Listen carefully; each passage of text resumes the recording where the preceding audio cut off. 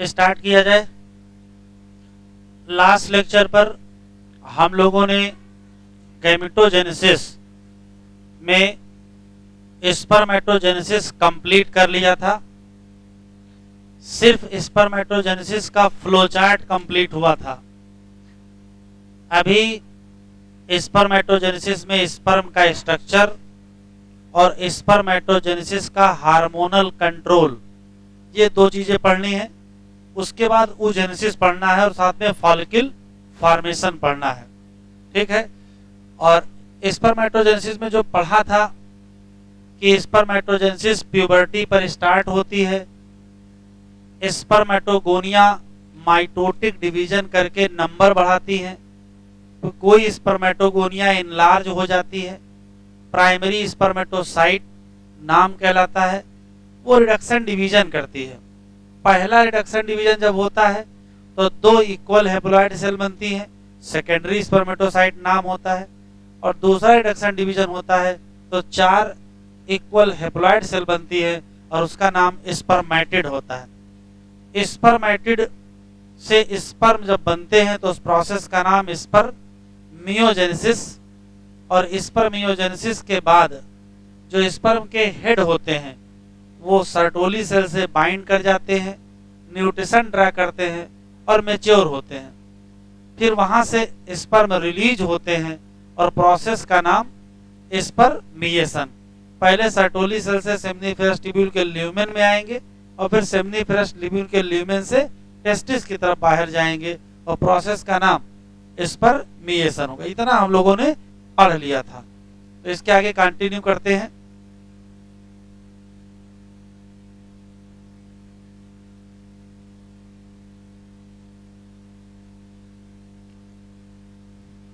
NCERT में heading तो नहीं है, लेकिन आप हेडिंग डाल लीजिए, हार्मोनल कंट्रोल ऑफ स्पर्मेटोजेनेसिस। ये हार्मोनल कंट्रोल पढ़ लेते हैं, फिर उसके बाद हम लोग एनसीईआरटी से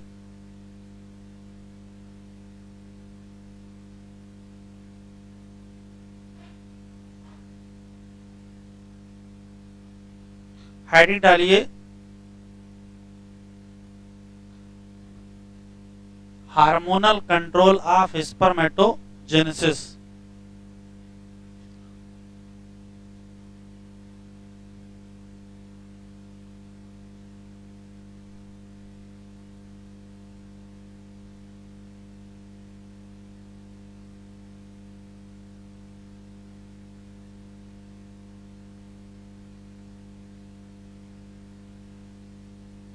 हार्मोनल कंट्रोल ऑफ स्पर्मेटोजेनेसिस। पहला सवाल ये है,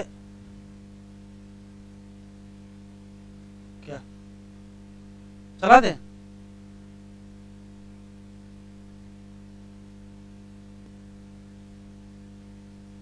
हाँ, तो पहला सवाल ये है कि स्पर्मेटोजेनेसिस कब शुरू होती है? तो हम लोग कहेंगे प्यूबर्टी पर। क्यों? इस क्यों का जवाब है, तो क्यों का जवाब सुने ध्यान से। किसी मेल का जन्म होता है, उसकी बॉडी में टेस्टिस पाए जाते हैं, under develop testis, proper develop नहीं होते हैं। जैसे जैसे एज बढ़ती है सारे आर्गन डेवलप होते हैं, तो टेस्टिस भी डेवलप होते हैं। लेकिन टेस्टिस फंक्शन स्टार्ट करते हैं प्यूबर्टी की एज पर। क्यों? क्योंकि टेस्टिस को फंक्शन कराने के हार्मोन हैं एफएसएच और एलएच, और एफएसएच और एलएच आते हैं एंटीरियर पिट्यूटरी से। लेकिन एंटीरियर पिट्यूटरी से जब निकलेंगे तभी तो काम करेंगे, तो उसके पीछे है हाइपोथैलेमस। होता क्या है कि हाइपोथैलेमस को पता है, क्योंकि उसके पास जेनेटिक बायोलॉजिकल क्लॉक है। हाइपोथैलेमस को पता है कि एज 12-13 साल हो चुकी है और अब हमको GnRH रिलीज करना चाहिए। तो जब हाइपोथैलेमस GnRH रिलीज करेगा तो वो ब्लड में जाएगा, फिर वो एंटीरियर पिट्यूटरी पर जाएगा। एंटीरियर पिट्यूटरी पर जा करके पिट्यूटरी ग्लैंड से कहेगा कि अब गोनाडोट्रोपिन का सिक्रीशन करिए, और गोनाडोट्रोपिन में कौन से होंगे? एफएसएच और एलएच। ये एफएसएच और एलएच निकल के टेस्टिस के पास जाएंगे, और एलएच और एफएसएच दोनों टेस्टिस पर काम करते हैं। क्या काम करेंगे, घुमा फिरा करके यह है कि स्पर्मेटोजेनेसिस में इन्वॉल्व हो जाएंगे। तो पहला सवाल ये है कि प्यूबर्टी की एज पर स्पर्मेटोजेनेसिस शुरू होती है, क्यों? तो क्यों, ध्यान से सुने, तो कहोगे पहली बार हाइपोथैलेमस से GnRH निकला है, इसी नाते पहली बार FSH और LH निकले हैं, तो पहली बार स्पर्मेटोजेनेसिस स्टार्ट हुई है। ठीक, अब क्या उसका एक फ्लो चार्ट होता है वो जरा देखिए।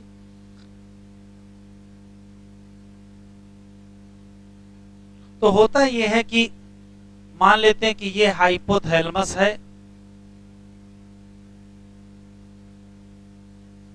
प्यूबर्टी की एज पर हाइपोथैलेमस से GnRH गोनेडोट्रोपिन रिलीजिंग हार्मोन निकलेगा और ये एंटीरियर पिट्यूटरी पर जाएगा।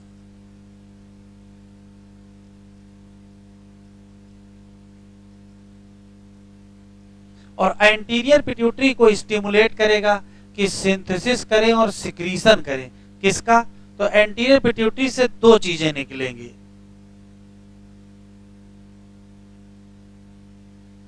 एक तो LH हार्मोन निकलेगा और दूसरा FSH, फॉर्म लिखना नहीं है याद, पहले से पता है, लूटिनाइजिंग हार्मोन और फॉलिकल स्टिमुलेटिंग हार्मोन। ये जो LH हार्मोन है ये भी टेस्टिस पर काम करेगा और ये जो FSH हार्मोन है ये भी टेस्टिस पर काम करेगा, क्योंकि दोनों हार्मोन को गोनेडोट्रोपिक हार्मोन कहते हैं जो गोनेड पे काम करते हैं। लेकिन काम में जगह में अंतर देखो, टेस्टिस के अंदर ये काम करेगा कहां पर, तो कहोगे इंटरस्टिशियल सेल पर, जिनका दूसरा नाम लिडिक सेल भी है। और ये कहां काम करेगा, तो कहोगे सर्टोली सेल। अंतर जरा समझ लीजिए क्या है। LH सेमिनिफेरस ट्यूब्यूल के बाहर काम करता है और FHH सेमिनिफेरस ट्यूब्यूल के अंदर काम करता है। ये सेल कहां मिलेगी, ये तो सेमिनिफेरस ट्यूब्यूल के अंदर है ना। तो देखिए अंतर, जो लोकेशन में अंतर है, टेस्टिस पर तो काम करेंगे लेकिन टेस्टिस में कहां काम करेंगे, तो कहोगे एक सेमिनिफेरस ट्यूब्यूल के बाहर इंटरस्टिशियल सेल पर काम करेगा और दूसरा सेमिनिफेरस ट्यूब्यूल के अंदर कहां काम करेगा, सर्टोली सेल पर काम करेगा। ये इंटरस्टिशियल सेल को स्टिमुलेट करेंगे और सिंथेसिस और सिक्रीशन कराएंगे। सिंथेसिस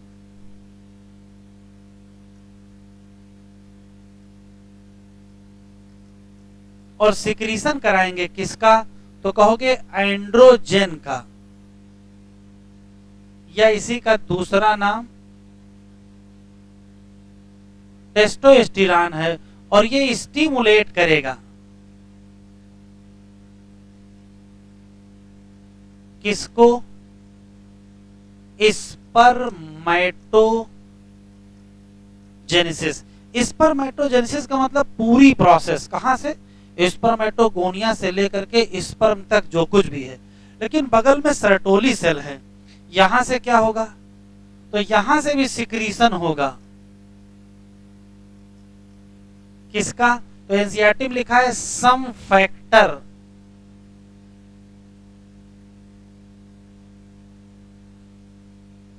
और जो फैक्टर निकलेंगे वो क्या करेंगे, तो ये एनसीईआरटी में लिखा बड़ा इंपॉर्टेंट है, ये स्टिमुलेट करेंगे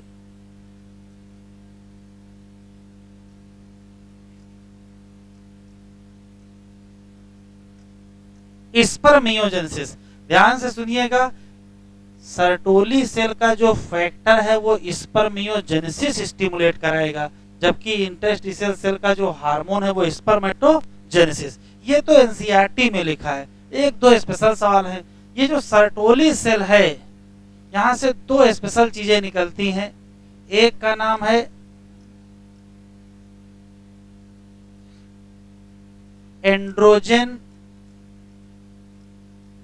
बाइंडिंग प्रोटीन, एक ये है, और यहां से हार्मोन एक निकलता है इनहिबिन हार्मोन। ध्यान से सुनिएगा, ये इनहिबिन हार्मोन निकल के जाकर के एंटीरियर पिट्यूटरी पे काम करता है और इनहिबिट कर देता है इनहिबिट कर देता है किसको? FSH को। एनसीईआरटी में दिया नहीं भी 2 साल पहले ही आया है। इनहिबिन हार्मोन निकल के FSH को ही इनहिबिट करता है, मतलब जो हार्मोन उसको निकलवाता है उसी को इनहिबिट कर देता है। पर्पज ये है कि स्पर्मियोजेनेसिस की प्रोसेस थोड़ा कंट्रोल में रहे, बहुत जल्दी ना हो, क्योंकि अगर सारे स्पर्म जल्दी बन जाएंगे तो सारे मेच्योर हो जाएंगे, और मेच्योर होने के बाद बहुत ज्यादा एज होगी नहीं। तो स्पर्मेटोजेनेसिस की प्रोसेस को कंट्रोल में रखने के लिए क्या निकलता है? Inhibin hormone. इनहिबिन से जुड़े 2 सवाल हैं। इनहिबिन हार्मोन मेल में भी निकलता है, फीमेल में भी निकलता है। तो क्वेश्चन पूछेगा मेल में कहां से निकलता है, तो कहोगे टेस्टिस से। टेस्टिस में कहां से निकलता है, तब कहोगे सर्टोली सेल से। क्या करता है, तो हमने लिखा है इनहिबिट करेगा किसके सिक्रीशन या एक्शन को, तो आंसर देंगे FSH को। फिर फीमेल में भी तो निकलता है, तो फीमेल में निकलता है ओरी से, और ओरी में एक सेल पाई जाती है जिनका नाम ग्रेन्युलोसा सेल है। कौन सी सेल है अभी आगे पढ़ाएंगे तब पता चल जाएगा।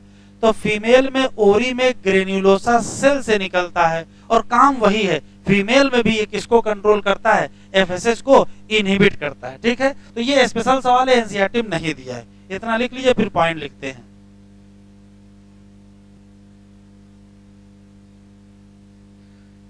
पहला सवाल है स्पर्मेटोजेनेसिस कब शुरू? प्यूबर्टी पर। क्यों शुरू? तो कहोगे GnRH का सिक्रीशन स्टार्ट हुआ या उसका लेवल बढ़ने लगा, निकल के क्या किया? एंटेरियर पिट्यूटरी को स्टिमुलेट किया, वहां से गोनेडोट्रोपिन रिलीज किया। कौन सा? FSH और LH। फिर उसके बाद क्या हुआ? FSH ने अलग काम किया, LH ने अलग काम किया। बस वही FSH का स्पेशल क्वेश्चन है कि वो सर्टोली सेल। तो पलट के एक सवाल आया है, सर्टोली सेल का फंक्शन किस हार्मोन के कंट्रोल में है? तो सर्टोली सेल का फंक्शन FSH के, और इंटरस्टिशियल सेल का फंक्शन LH के कंट्रोल में। तो 3-4 क्वेश्चन लिख लीजिए।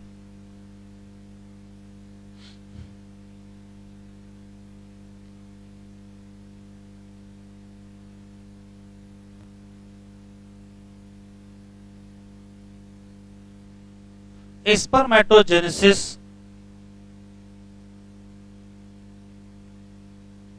Start as puberty. क्यों?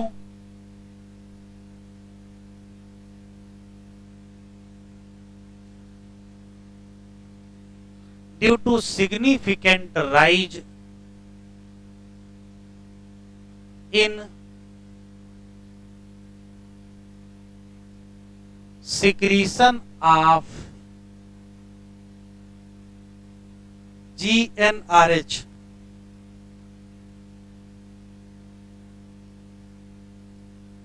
कहां से? फ्रॉम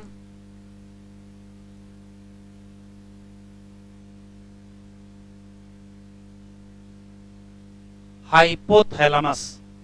एक क्वेश्चन तो ये है।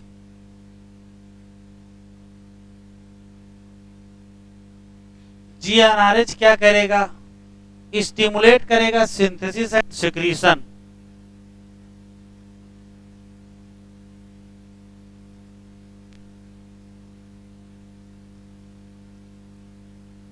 एंड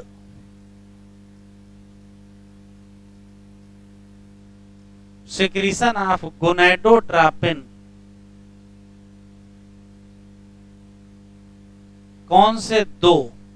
एक का नाम FSH और एक का नाम LH। कहां से? From anterior pituitary. 2 लाइनें और। LH स्टिमुलेट करेगा synthesis and secretion of androgen.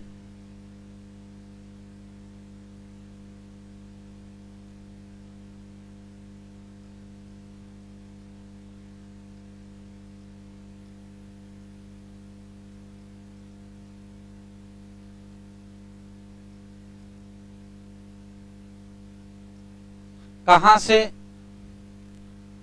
From interstitial cell. और एंड्रोजन क्या करेगा?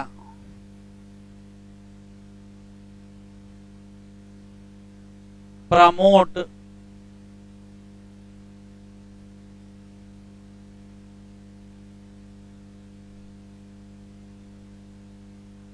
स्पर्मेटोजेनेसिस।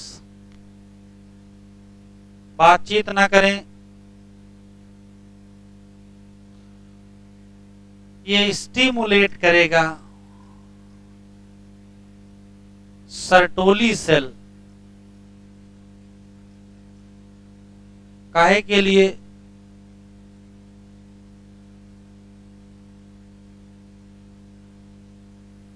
फॉर सिक्रीशन ऑफ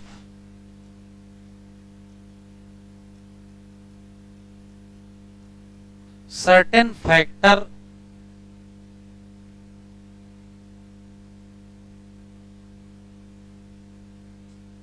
जो स्टिमुलेट करेंगे स्पर्मियोजेनेसिस।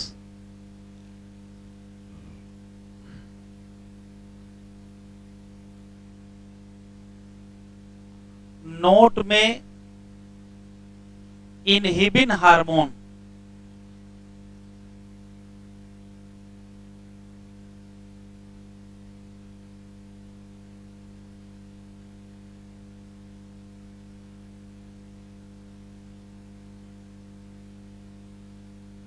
ये एनसीईआरटी में दिया नहीं है, अभी बुकलेट में आपको सवाल दिखा देंगे। इनहिबिन हार्मोन, पहला सवाल ये है कि ये मेल और फीमेल दोनों में रिलीज होता है। मेल में कहां से? टेस्टिस में कहां से? Sertoli cell. और फीमेल में कहां से? ओरी। ओरी में कहां से? Granulosa cell. ये कौन सी सेल है भी आगे मिलेंगी। और दोनों में एक ही काम है, चाहे जहां निकले, काम है इनहिबिट करना किसको? एफएसएच को। मेल में एफएसएच को इनहिबिट करके स्पर्मेटोजेनेसिस को कंट्रोल करेंगे, और फीमेल में एफएसएच को इनहिबिट करके oogenesis को कंट्रोल करेंगे। तो लिख लीजिए, secreted in male and female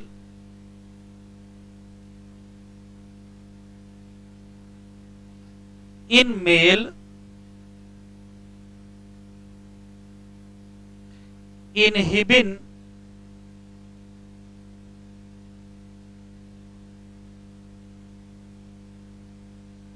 secreted from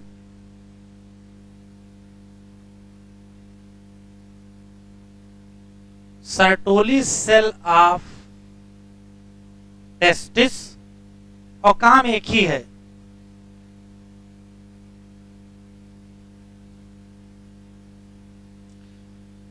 inhibit करेगा एफएसएच टू कंट्रोल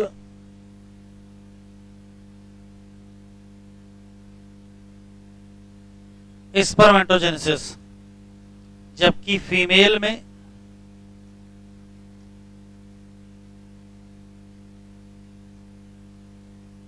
ये फीमेल वाला सवाल आया था एग्जाम में। फीमेल में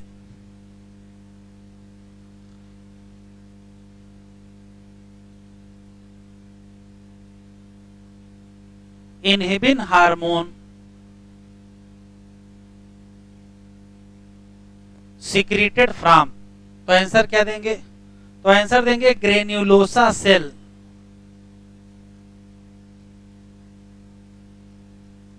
ऑफ ओरी। और अगर ग्रेनुलोसा सेल आंसर में ना मिले तो आंसर क्या मिलेगा? तो आंसर कार्पस लूटियम मिलेगा।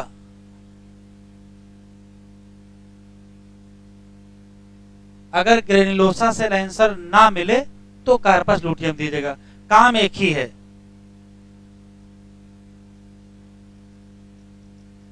इनहिबिट कर देगा किसको? एफएसएच को।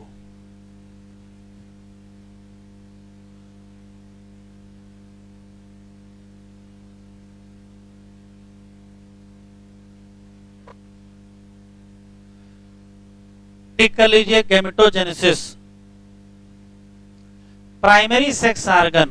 तो जैसे कहेगा प्राइमरी सेक्स ऑर्गन, तो मेल का primary sex organ testis, female का प्राइमरी सेक्स ऑर्गन ओवरी, ये दोनों क्या बनाएंगे, गैमीट बनाएंगे। टेस्टिस पे स्पर्म बनाएंगे और ओवरी पे ओवम बनाएंगे। और प्रोसेस का नाम gametogenesis. In testis immature male germ cell, या इन्हीं का दूसरा नाम स्पर्मेटोगोनिया है, यही स्पर्म बनाएंगे। किस प्रोसेस से, स्पर्मेटोजेनेसिस। उसमें कई स्टेप्स होंगे।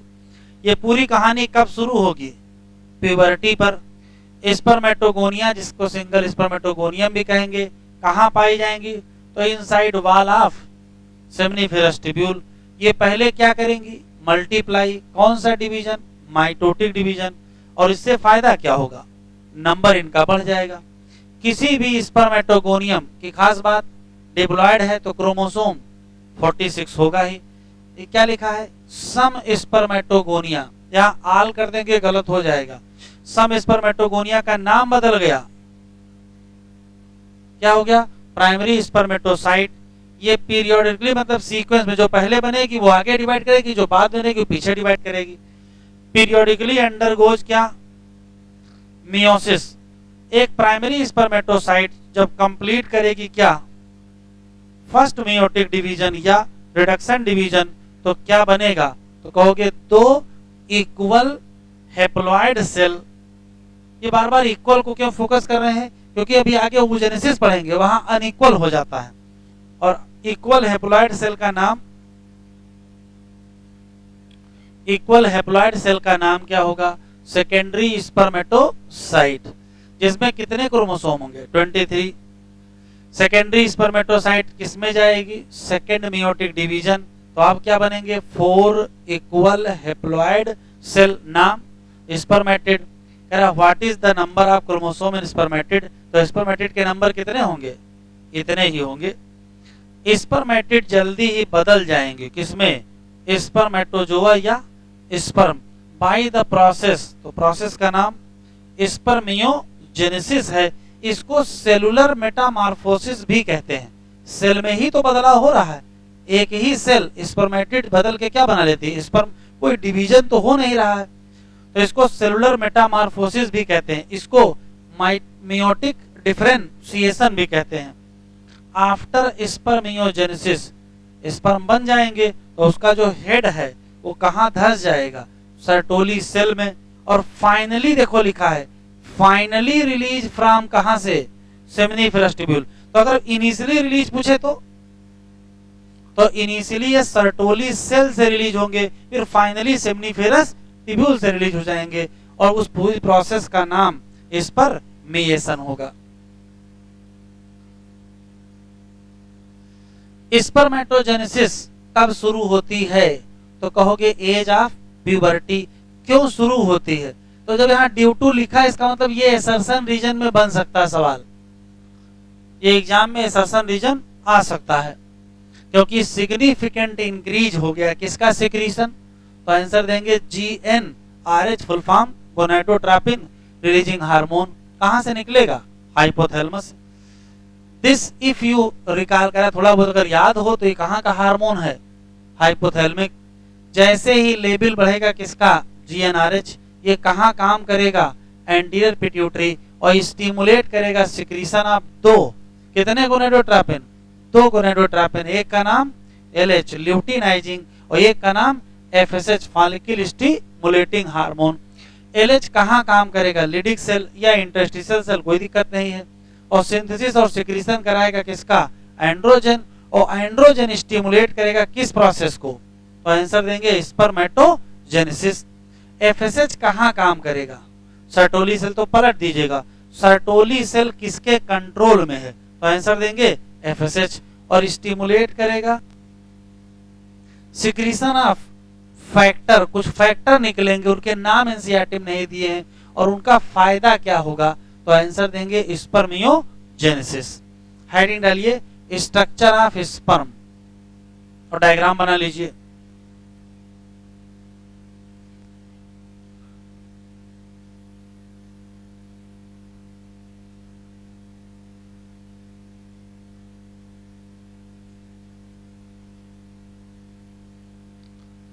हेडिंग डालिए structure of sperm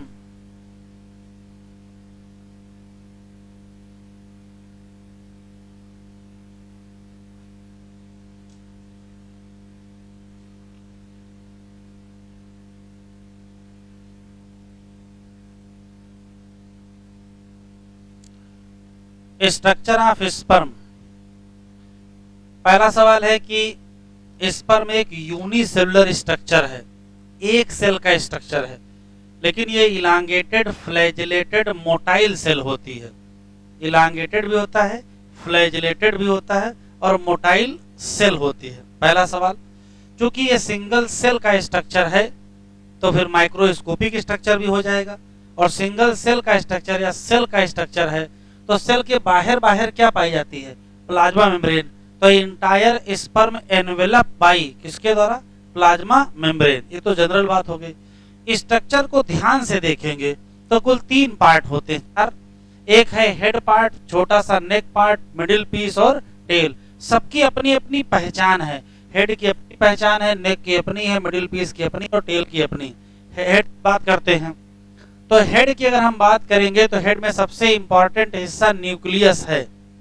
single nucleus पाया जाएगा और nucleus haploid number of chromosome रखेगा। हैप्लॉइड नंबर ऑफ क्रोमोसोम का मतलब N23 क्रोमोसोम होंगे। इलांगेटेड न्यूक्लियस होता है, और ये मान लेते हैं ये न्यूक्लियस है, तो न्यूक्लियस के आगे का जो हिस्सा है वो कवर है एक कैप लाइक स्ट्रक्चर से। इस कैप लाइक स्ट्रक्चर का नाम क्या है, एक्रोसोम। और न्यूक्लियस के पीछे का जो हिस्सा है वो भी कवर है, जिसका नाम मैनचेटी है। तो 2 स्पेशल शब्द ये एनसीईआरटी डायग्राम में तो है लेकिन नाम नहीं लिखा हुआ है। पहला, anterior part of nucleus cover by cap like structure जिसका नाम एक्रोसोम, और posterior part of nucleus cover by manchette. Acrosome से जुड़ा एक क्वेश्चन है। ये पहला सवाल ये है कि एक्रोसोम आ कहां से गया, तो जब स्पर्मेटिड से स्पर्म बना रहे थे उसी दौरान स्पर्मेटिड की जो गोल्जी कॉम्प्लेक्स थी वही मॉडिफाई होकर के क्या बनाती हैं, एक्रोसोम। तो एक्रोसोम हकीकत में क्या है, तो कहोगे मॉडिफाइड गोल्जी कॉम्प्लेक्स है, या स्पर्मेटिड की जो गोल्जी कॉम्प्लेक्स थे वही बदल के क्या बना लेते हैं, तो आंसर देंगे एक्रोसोम बना लेते हैं। एक सवाल। दूसरा, इसके अंदर क्या भरा होता है, तो एक्रोसोम के अंदर एक एंजाइम भरा होता है जिसका नाम स्पर्म लाइसिन है। तो इसके अंदर एक एंजाइम होता है और जिसका नाम स्पर्म लाइसिन है।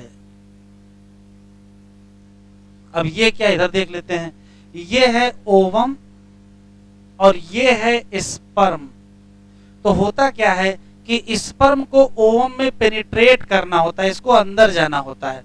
तो इस पर्टिकुलर जगह जहां से एंट्री करना होगा वहां की ओवम की मेम्ब्रेन को ब्रेक करना पड़ेगा।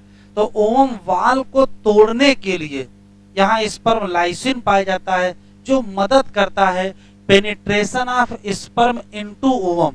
अब जब स्पर्म ओवम के अंदर जाएगा तभी तो फर्टिलाइजेशन होगा। इसका मतलब है कि ये एंजाइम फर्टिलाइजेशन में मदद। अब एक बार सवाल आया है कि यदि किसी स्पर्म में एक्रोसोम ना हो तो क्या होगा, तो वो स्पर्म कभी भी फर्टिलाइज नहीं कर पाएगा। ठीक है, तो एक्रोसोम इंपॉर्टेंट सवाल है। 4 क्वेश्चन है। पहला, एक्रोसोम आया कहां से, तो कहोगे ये मॉडिफाइड गोल्जी कॉम्प्लेक्स है जो स्पर्मेटिड की थी। स्पर्मेटिड जब स्पर्म में कन्वर्ट होते हैं तो बहुत सारे बदलाव होते हैं, उसी में एक बदलाव ये है कि गोल्जी बॉडी से क्या बन गया, एक्रोसोम बन गया। दूसरा जो सवाल है कि एक्रोसोम के अंदर एक एंजाइम पाया जाएगा जिसका नाम स्पर्म लाइसिन है। ये हाइड्रोलिटिक या साइटोलिटिक एंजाइम होता है जिसकी जिम्मेदारी है कि ये स्पर्म को पेनिट्रेट करवाएगा ओवम के अंदर वाल को तोड़ करके, और उसका रिजल्ट क्या होगा, फर्टिलाइजेशन। थोड़ा और पीछे जाएंगे तो हेड के बाद मिलेगा नेक। नेक बहुत छोटा पार्ट है जिसमें 2 सेंट्रियोल पाए जाते हैं। आपको डायग्राम में एक ही दिख रहा है, इसका मतलब पीछे की तरफ है। इसमें 2 सेंट्रियोल पाए जाएंगे, एक एंटीरियर एक पोस्टीरियर। जो पीछे वाला सेंट्रियोल है वहां से क्या निकल के आता है, एक्सियल फिलामेंट निकल के आता है। और ये एक्सियल फिलामेंट कहां कहां से गुजरेगा, तो देखो पहले मिडिल पीस से गुजरेगा और फिर कहां चला जाएगा, टेल से। तो एक्सियल फिलामेंट निकलेगा कहां से, पोस्टीरियर सेंट्रियोल से। पास किससे होगा, मिडिल पीस एंड टेल। खत्म। फिर आएगा मिडिल पीस। सबसे इंपॉर्टेंट पार्ट मिडिल पीस ही है।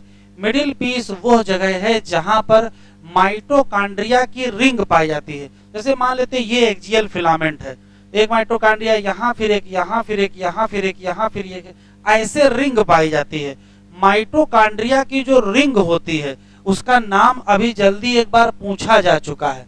क्या नाम है? नीबेन कर्ण। अभी दिखाएंगे, क्वेश्चन आया हुआ सवाल है, ये भी एनसीईआरटी में नहीं दिया है।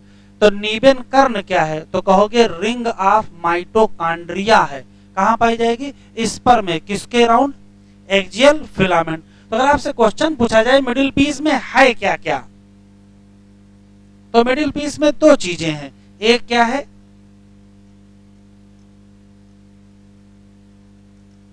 माइटोकॉन्ड्रिया है, और दूसरा क्या है? Axial filament. जबकि नेक में क्या है? सेंट्रियोल। और हेड में दो चीजें याद रखेंगे, न्यूक्लियस है और एक्रोसोम है। फिर आता है टेल। टेल स्पर्म का सबसे लंबा लॉन्गेस्ट पार्ट है। ये फिलामेंट के तरीके से मूव करता है, और जब टेल मूव करती है तो स्पर्म भी मूव करते हैं। लेकिन टेल के मूवमेंट के लिए एनर्जी कहां से आएगी? तो वो एनर्जी कौन देगा? माइटोकॉन्ड्रिया।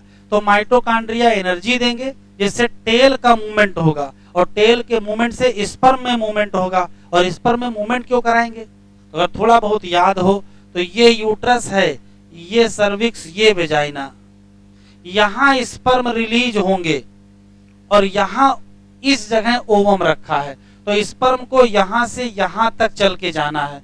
तो स्पर्म की मोटेलिटी बहुत इंपॉर्टेंट है। किसके लिए? फर्टिलाइजेशन। स्पर्म की मोटेलिटी कहां से आएगी? जब टेल मूव करेगा। और टेल मूव कब करेगा? जब एनर्जी मिलेगी। एनर्जी कहां से मिलेगी? तो आंसर क्या देंगे? माइटोकॉन्ड्रिया। तो माइटोकॉन्ड्रिया से एनर्जी, एनर्जी से टेल में मूवमेंट होगा, उससे मोटेलिटी ऑफ स्पर्म होगा, और उससे फर्टिलाइजेशन। इतने सवाल हैं, हम जैसे लिखेंगे उसी क्रम में आप लिखेंगे। जो आया डायग्राम में बढ़ा लीजिए।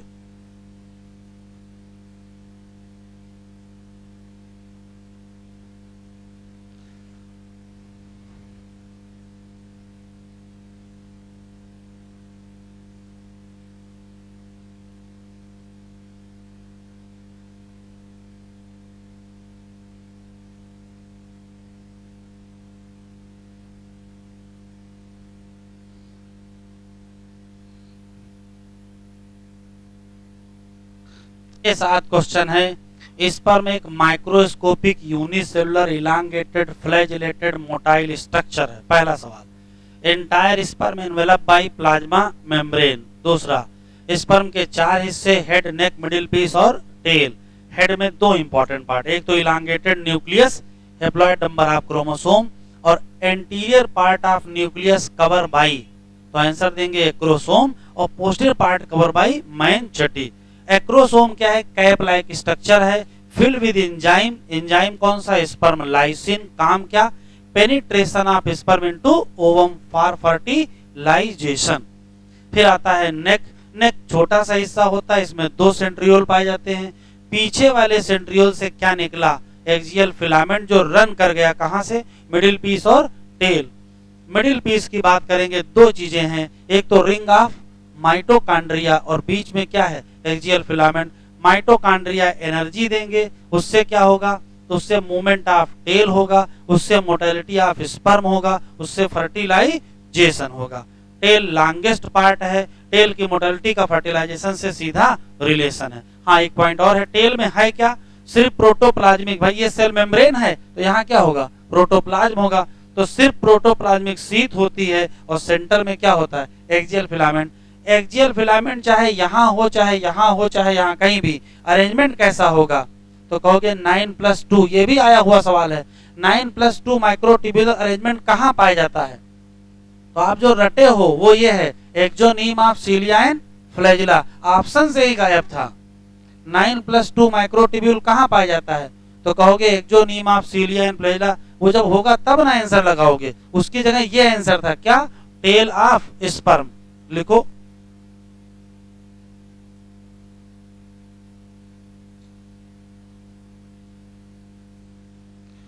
तो कहोगे माइक्रोस्कोपिक,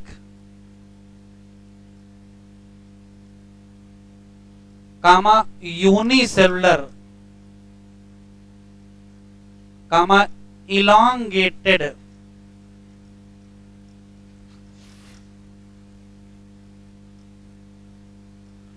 फ्लैजिलेटेड, मोटाई। कितने पार्ट हैं? तो कहोगे 4 पार्ट। कौन कौन से? हेड, नेक, मिडिल पीस और क्या? Tell.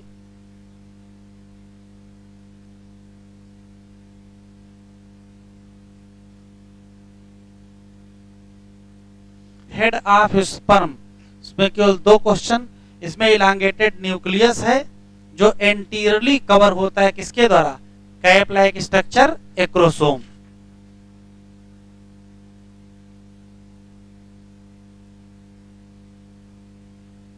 elongated nucleus that anteriorly cover by cap like क्या? एक्रोसोम। that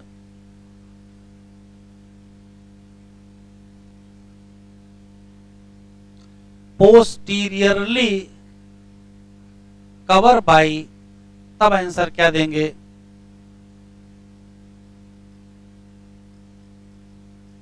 मैनचटी। न्यूक्लियस में क्या होगा?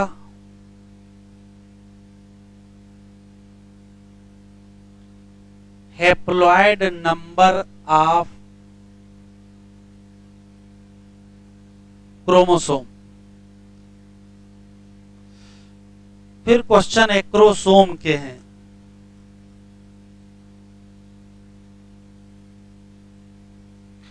तीन क्वेश्चन। क्या है ये? तो कहोगे ये develop from Golgi complex of spermatid cap like structure anterior to nucleus. किससे भरा है? Sperm lysin enzyme. क्या करते हैं? Penetration of sperm into ovum में मदद करते हैं या हेल्प इन फर्टिलाइजेशन।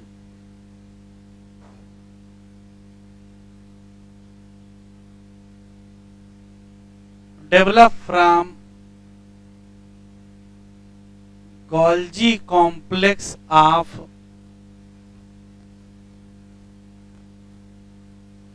स्पर्मेटिड। एक सवाल।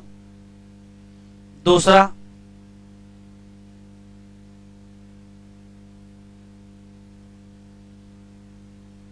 Cap like structure present anterior to nucleus. यहां एक स्पर्म में छोटा था, entire sperm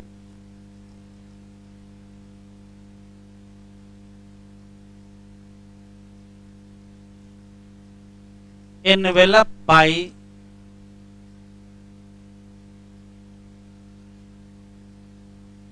plasma membrane।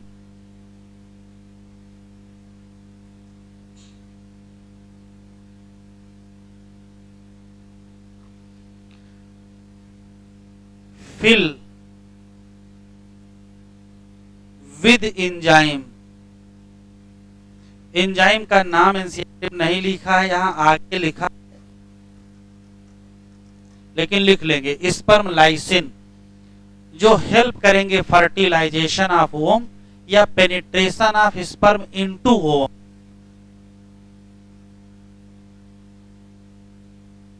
Help in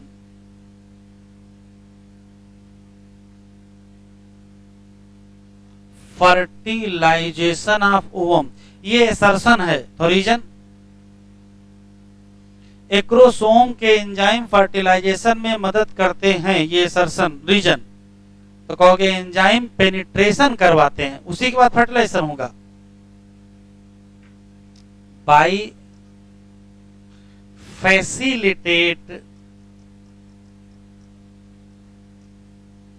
penetration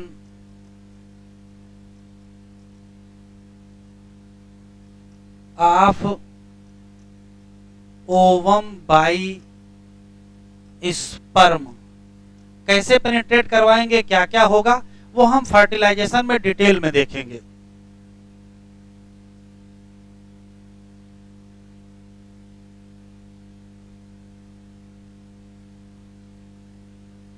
अगला है नेक।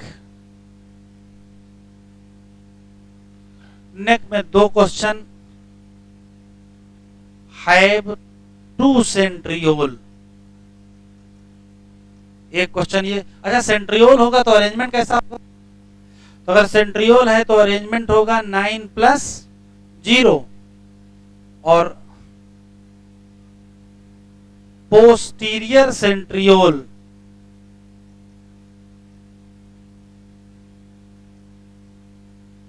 Give rise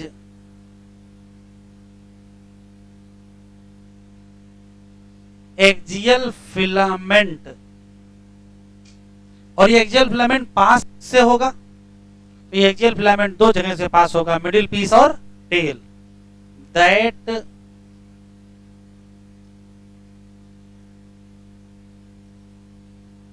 pass through middle piece and tell.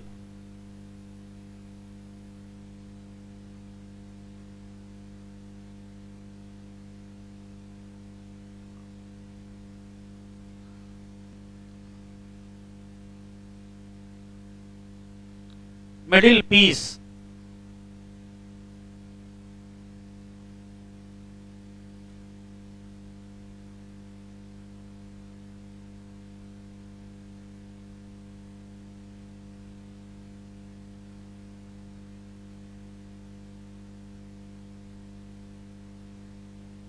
बहुत स्लो लिख रहे हो भाई।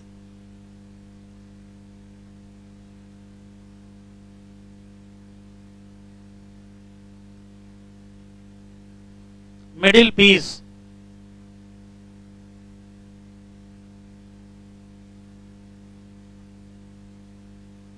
तीन क्वेश्चन, मिडिल पीस में है क्या, रिंग ऑफ माइटोकॉन्ड्रिया एंड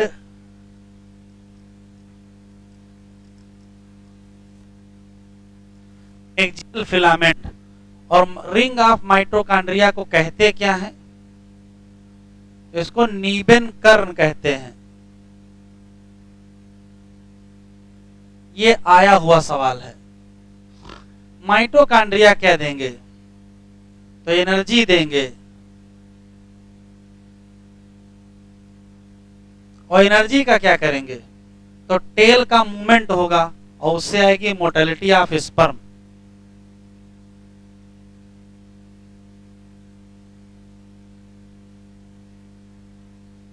उससे होगी मोटेलिटी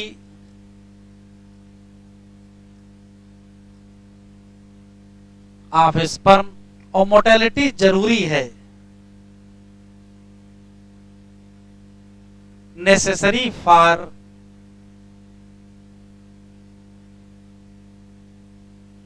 ध्यान रखें, यदि स्पर्म नॉन मोटाइल हो जाएंगे तो कभी भी वो फर्टिलाइजेशन नहीं कर पाएंगे। इंपॉर्टेंट क्वेश्चन है। नॉन मोटाइल स्पर्म, इसके लिए एक टर्म है,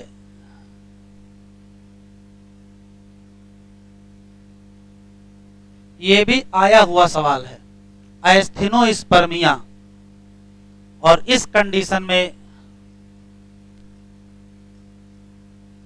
sperm not able to fertilize. इस चैप्टर में बहुत सारे सवाल हैं जो एनसीईआरटी में नहीं दिए हैं लेकिन एग्जाम में आ रहे हैं। इस बार भी एक सवाल एनसीईआरटी में नहीं दिया था लेकिन आ गया था।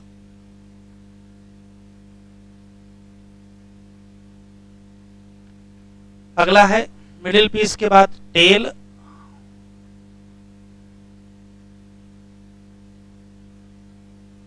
Tell of sperm.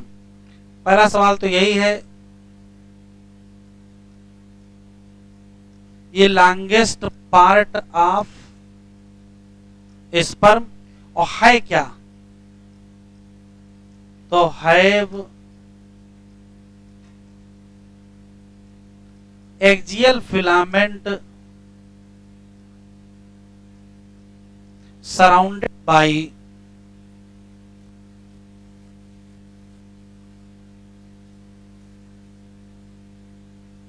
Protoplasmic sheath.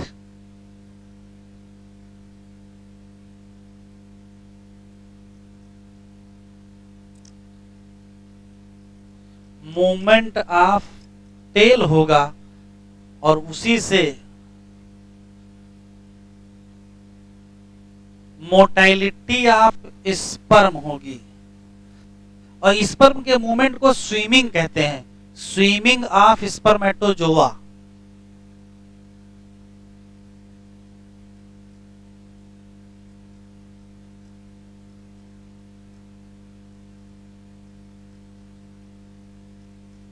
ये एनसीईआरटी में शब्द लिखा हुआ है, जो स्पर्म का डायग्राम बना उसी में लिखा है।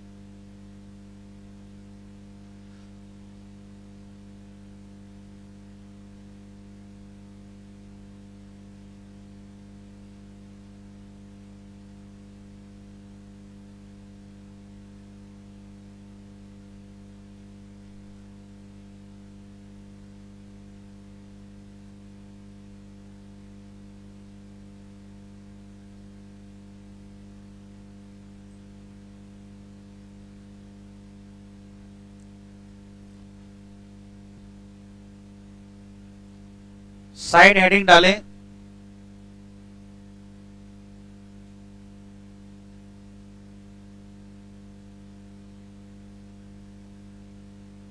Sperm count.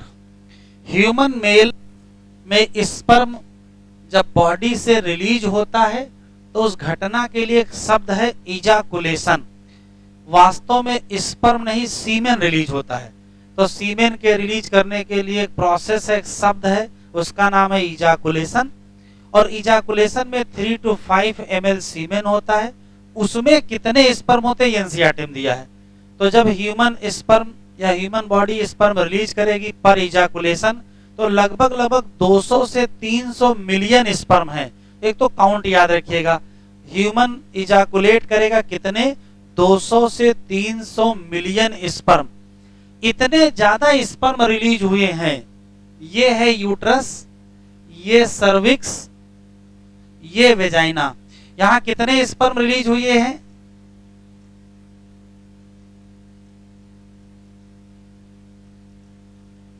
200 से 300 मिलियन।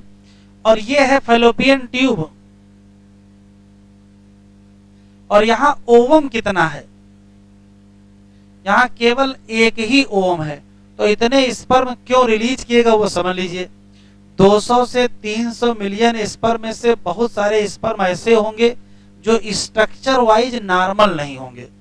तो यदि चाहते हैं कि फर्टिलाइजेशन हो जाए तो जितने स्पर्म हो उसमें से कम 60% के आसपास जो हो वो स्पर्म नॉर्मल स्ट्रक्चर और शेप के होने चाहिए।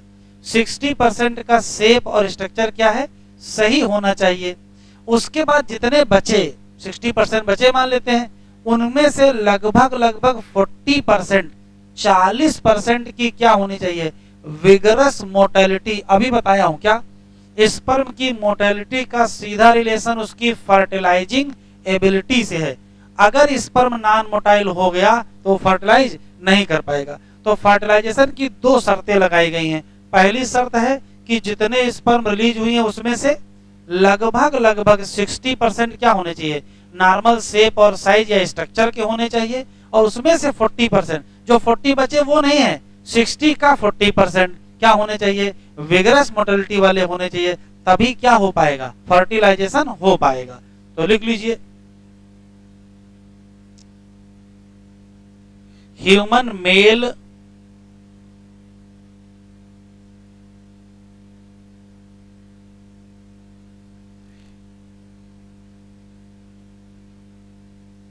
इजाकुलेट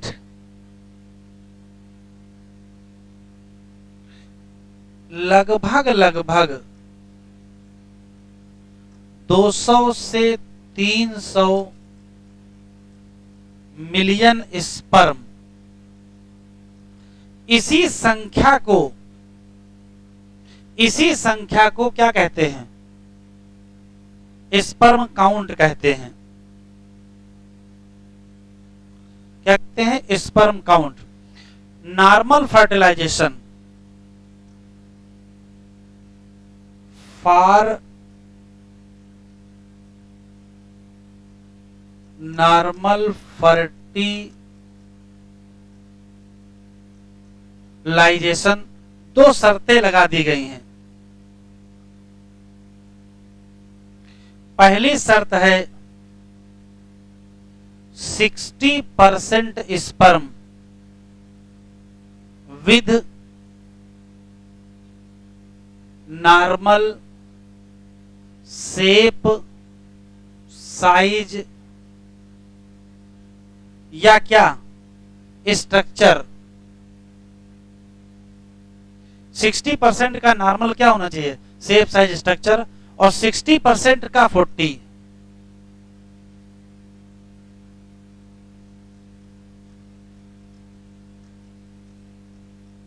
40% स्पर्म मस्ट हैव क्या? विगरस मोटाइलिटी। अगर स्पर्म क्या हो गए? नॉन मोटाइल, तो फर्टिलाइजेशन नहीं होगा। तो बहुत बार ये देखा जाता है कि स्पर्म का काउंट तो ठीक होता है लेकिन फिर भी फर्टिलाइजेशन नहीं होता है, क्योंकि काउंट ठीक होने से काम नहीं चलेगा, क्योंकि इतने स्पर्म चाहिए ही नहीं। स्पर्म फर्टिलाइजेशन तो केवल एक करेगा और काउंट इतना ज्यादा है, तो काउंट से ज्यादा महत्वपूर्ण क्या है? मोटाइलिटी है।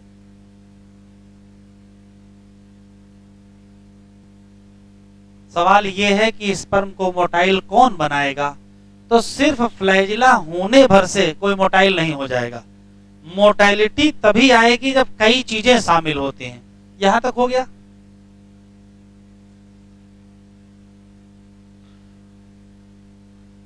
मोटाइलिटी का सीधा रिलेशन स्पर्म की फर्टिलाइजिंग कैपेसिटी मतलब वायाबिलिटी से है। यहां तक हो गया।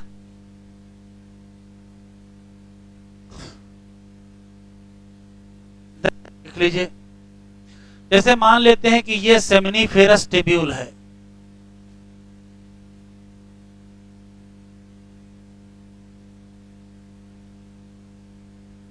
सेमिनिफेरस टिब्यूल में पाई जाती है स्पर्मेटोगोनिया और कौन सी? Sertoli cell. स्पर्म बने, तो बातचीत ना करो भाई। स्पर्म बने, सर्टोली सेल से अटैच हुए, फिर स्पर्मियोजेनेसिस हो के बाद स्पर्मिएशन हुआ। तो जब स्पर्मिएशन होगा तो यहां से यहां स्पर्म रिलीज हो जाएंगे,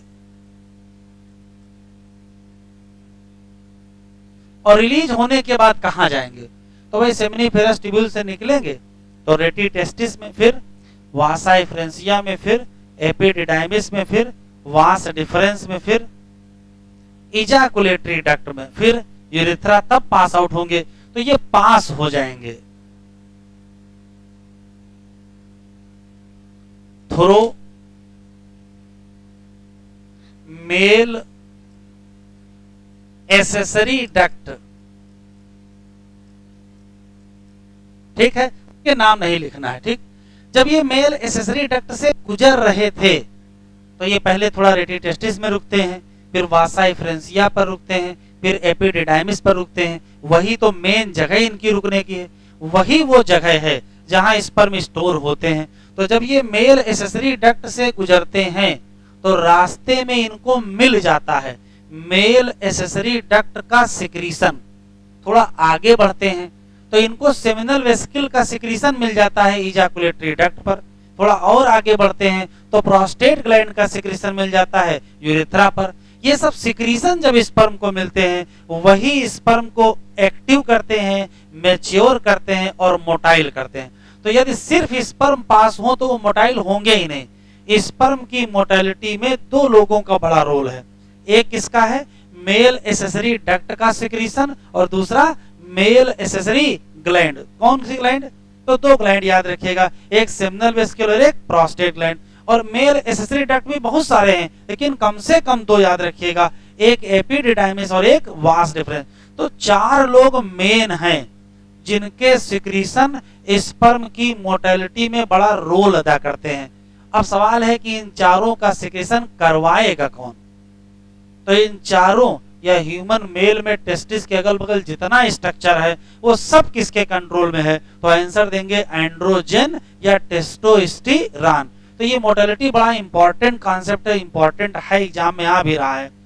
मोटालिटी में मीडियम का भी बड़ा रोल है। स्पर्म एसिडिक मीडियम में सरवाइव नहीं करते हैं, इस नाते यहाँ जितने सिक्रीशन होंगे वो सब के सब क्या होंगे? एल्कलाइन। वो चाहे मेल एसेसरी डक्ट का सिक्रीशन हो, चाहे वो सेमिनल वेसिकल का सिक्रीशन हो, और चाहे वो प्रोस्टेट ग्लैंड का। पहले ही आपको पता है क्या कि मेल एसेसरी ग्लैंड के सिक्रीशन को कहते क्या है? Seminal plasma. इधर देखिए, बनाना नहीं है,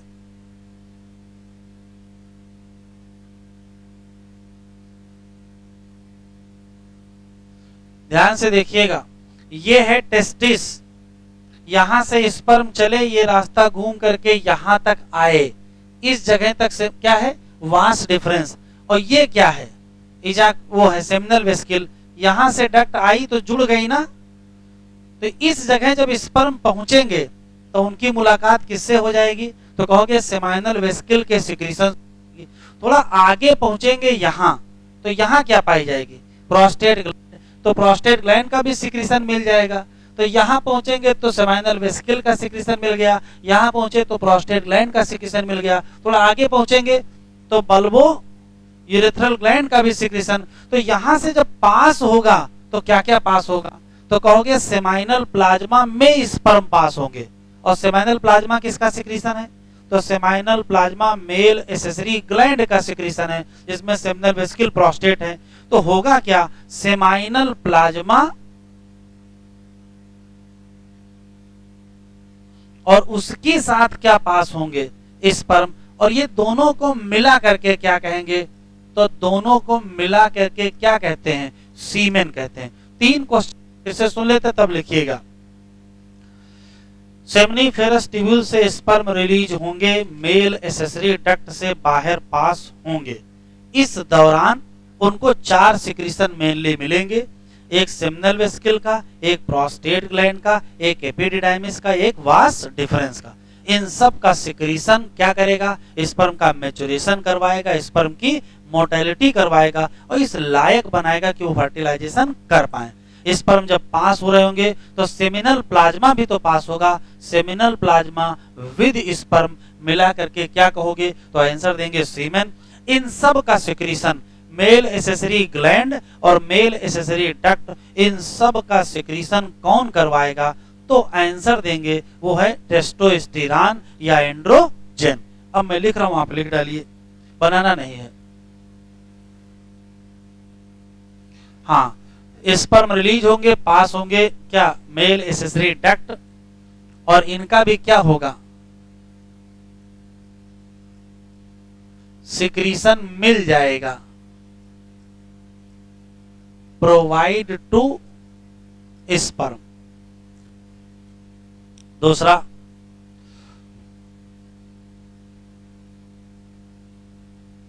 secretion of epididymis comma vas deferens comma seminal vesicle and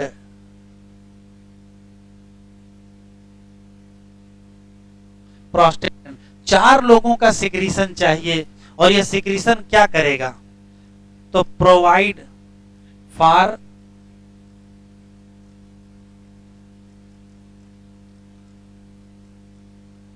sperm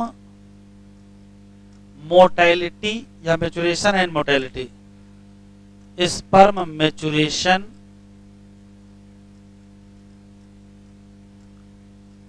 and mortality. Secretion कौन करवाएगा?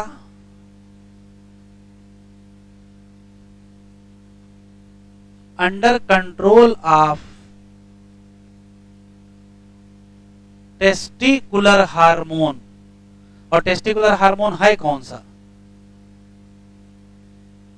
एंड्रोजन कहो चाहे टेस्टोस्टेरोन कहो।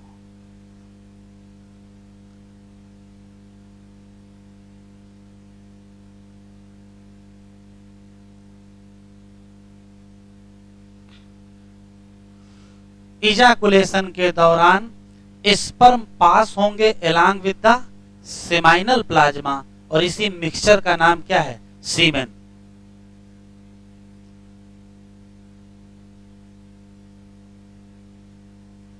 Seminal plasma with sperm pass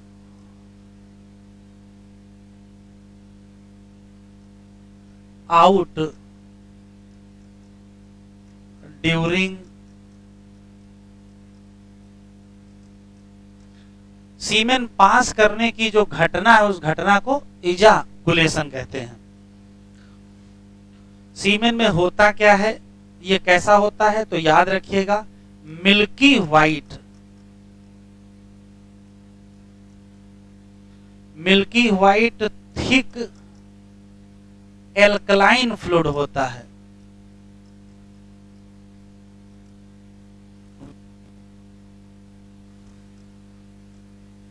sperm सीमेन का जो मिक्सचर है उस मिक्सचर में लगभग 60%, 30% और 5 to 10%। 60% होता है सेमाइनल वेस्किल,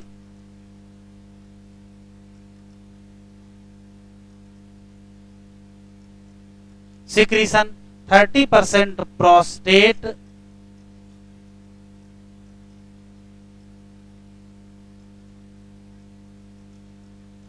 ग्लैंड सिक्रीशन, और 5 to 10% क्या होते हैं?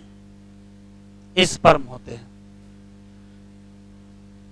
थिक होता है, मिल्की व्हाइट होता है, एल्कलाइन होता है। एल्कलाइन इस नाते होता है कि स्पर्म सरवाइव नहीं करेंगे एसिडिक मीडियम में, स्पर्म सरवाइव करेंगे एल्कलाइन मीडियम में। तो वायबिलिटी या फर्टिलाइजिंग एबिलिटी ऑफ स्पर्म अगर बढ़ाना है तो मीडियम कौन सा चाहिए? एल्कलाइन की एसिडिक। तो एसिडिक मीडियम में वायबिलिटी नहीं बढ़ेगी, किसमें बढ़ेगी? एल्कलाइन। एल्कलाइन और लिख लेना है, लिख लीजिए, इसके बाद लिखते हैं। तो ध्यान से सुने, वायबिलिटी का मतलब ability of sperm to fertilize होता है या फर्टिलाइजिंग कैपेबिलिटी होती है। और अभी मैंने बताया वो मोटेलिटी पर डिपेंड करती है और वो मीडियम पर डिपेंड करती है। मीडियम कौन सा? तो अगर एल्कलाइन मीडियम है तो उसमें क्या हो जाएगी? इनहेंस हो जाएगी। और एसिडिक मीडियम में स्पर्म सर्वाइव नहीं करते हैं। वायबिलिटी इसकी 24 घंटे नहीं, 24 घंटे ज्यादा होती है, 48 घंटे या अधिकतम 72 घंटे तक हो सकती है। तो 2-3 लाइनें जरा लिख लीजिए।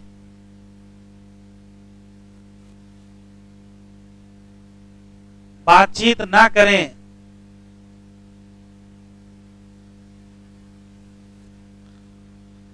Viability of sperm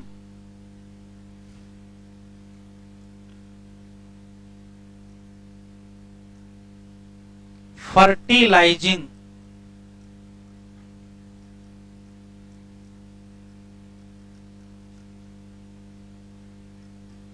ability of sperm या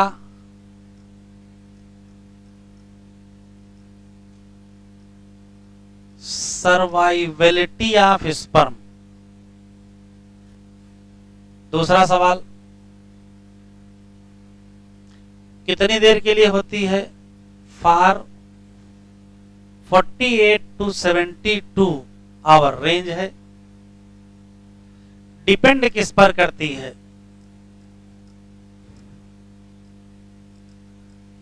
मीडियम मोर एक्टिव होते हैं।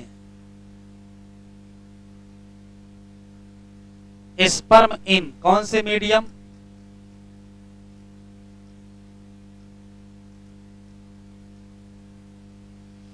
एबिलिटी इस बात पर भी डिपेंड करती है, depend on thick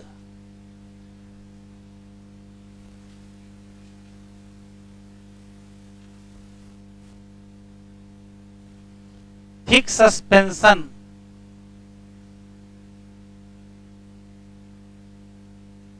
of semen, क्योंकि सीमेन का ही मीडियम क्या होगा? एल्कलाइन। स्पर्म नहीं सरवाइव करेंगे किसमें? एसिडिक मीडियम में।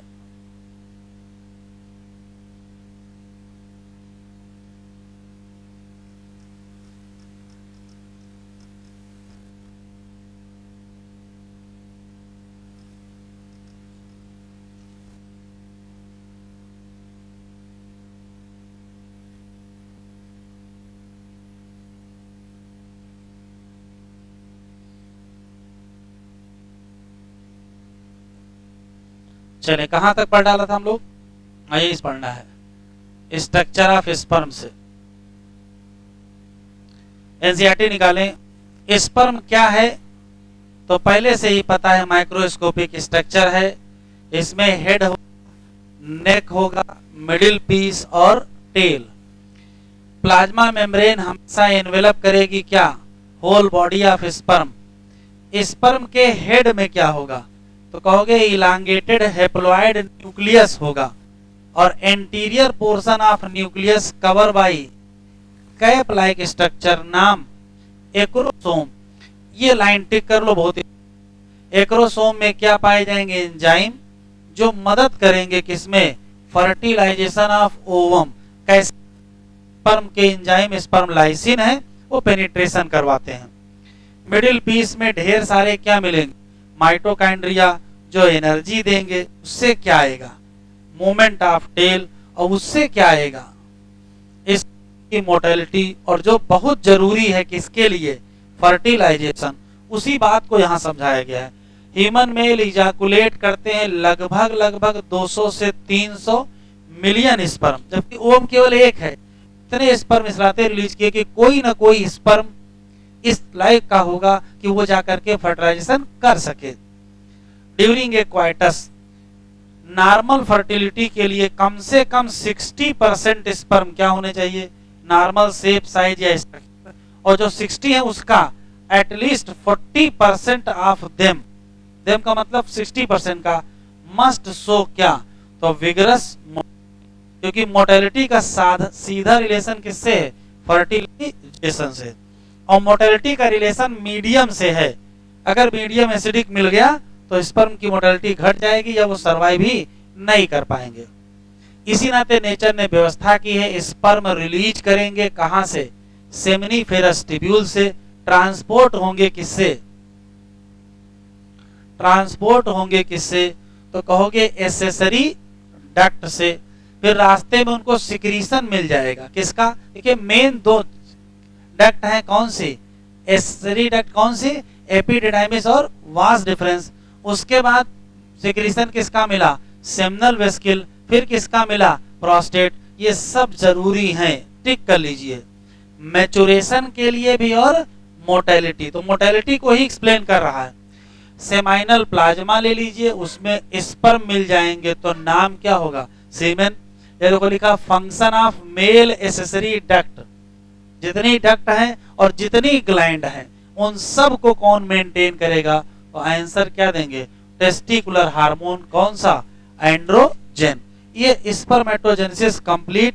मिनिमम एक सवाल स्पर्मेटोजेनेसिस की पूरी प्रोसेस से एग्जाम में जरूर आएगा। उतना ही जरूरी क्या है? oogenesis से भी आएगा। तो हेडिंग डालिए oogenesis।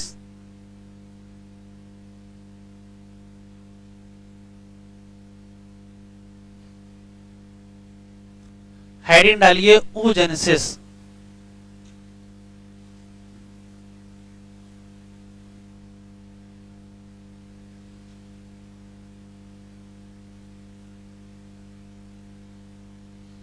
हम एक डायग्राम बना रहे हैं, वो डायग्राम बना लीजिए, फिर एक्सप्लेन करते हैं। oogenesis, स्पर्मेटोजेनेसिस और oogenesis में बहुत सारे अंतर हैं, वो सारे डिफरेंसेस आपको यहाँ दिखाई पड़ जाएंगे। ठीक, पहला सवाल कि oogenesis कब शुरू होती है, तो कहोगे एम्ब्रायोनिक लाइफ में शुरू होती है। एम्ब्रायोनिक लाइफ का मतलब है कि किसी पर्टिकुलर फीमेल के यूट्रस में एम्ब्रायो डेवलप हो रहा है, संयोग से वो एम्ब्रायो फीमेल एम्ब्रायो है, उसमें ओवरी डेवलप हो रही होगी तो वो एम्ब्रायोनिक ओवरी होगी, और एम्ब्रायोनिक ओवरी के अंदर oogenesis शुरू हो जाएगी। एक पर्टिकुलर फीमेल के अंदर 3 जनरेशन होती है, वो फीमेल स्वयं, उसके यूट्रस में फीमेल एम्ब्रायो जो डेवलप हो रहा वो, और उसके अंदर जो ओवरी हो रही है वो तो अगली जनरेशन, ओवरी के अंदर जो ओवम बनेंगे वो तो अगली जनरेशन के होंगे।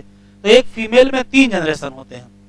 मान लेते हैं कोई फीमेल है, उसके यूट्रस में कोई एम्ब्रायो फीमेल, उसके अंदर ओवरी डेवलप हो रही है, तो एम्ब्रायोनिक ओवरी कहोगे।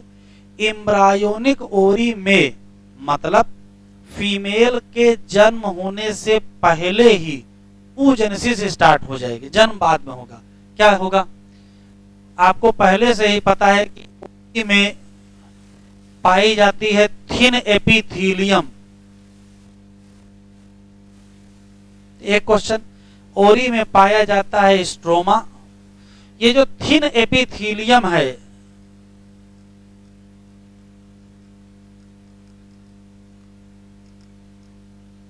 यहाँ की जितनी सेल हैं उनको जर्मिनल सेल या जर्मिनल एपिथेलियल सेल कहते हैं, और सेल का नाम oogonia होता है। अभी लिखिए नहीं, जन्म के पहले ही एक oogonia डिवाइड करके 2 oogonia बना लेंगे, फिर दोनों oogonia डिवाइड करके 4 oogonia बना लेंगी, फिर 8 बना लेंगी, 16, 32, 64, 128 ऐसे बनाते जाएंगे। लगभग 2 मिलियन oogonia एक ओरी में बनेंगे। कितनी? 2 मिलियन oogonia। तो 2 मिलियन oogonia बनेगी। जितने दिन oogonia का नंबर बढ़ेगा क्या चलेगा? मल्टीप्लिकेशन, और घटना कौन सी है? माइटोसिस। तो 2 मिलियन oogonia बन जाएंगी, और oogonia छोटे छोटे ग्रुप में इकट्ठा हो जाती हैं। किसी एक ग्रुप को एग नेस्ट कहते हैं। मान लेते ये एक ग्रुप है, इसमें मैंने कितनी oogonia बना दी है? 6 oogonia। इसको कहते हैं एग नेस्ट। किसी एग नेस्ट या किसी ग्रुप ऑफ oogonia में से कोई एक oogonia इनलार्ज हो जाएगी। मान लो यहाँ 6 है, 6 में से कोई एक बड़ी हो जाएगी। तो जैसे बड़ी हो जाएगी उसका नाम प्राइमरी oocyte हो जाएगा। ग्रोथ हुआ है, इसका मतलब क्या हुई है? डिफरेंशिएशन। तो माइटोटिक डिफरेंशिएशन यहाँ भी हुआ, माइटोटिक डिफरेंशिएशन तो वहां भी हुआ था।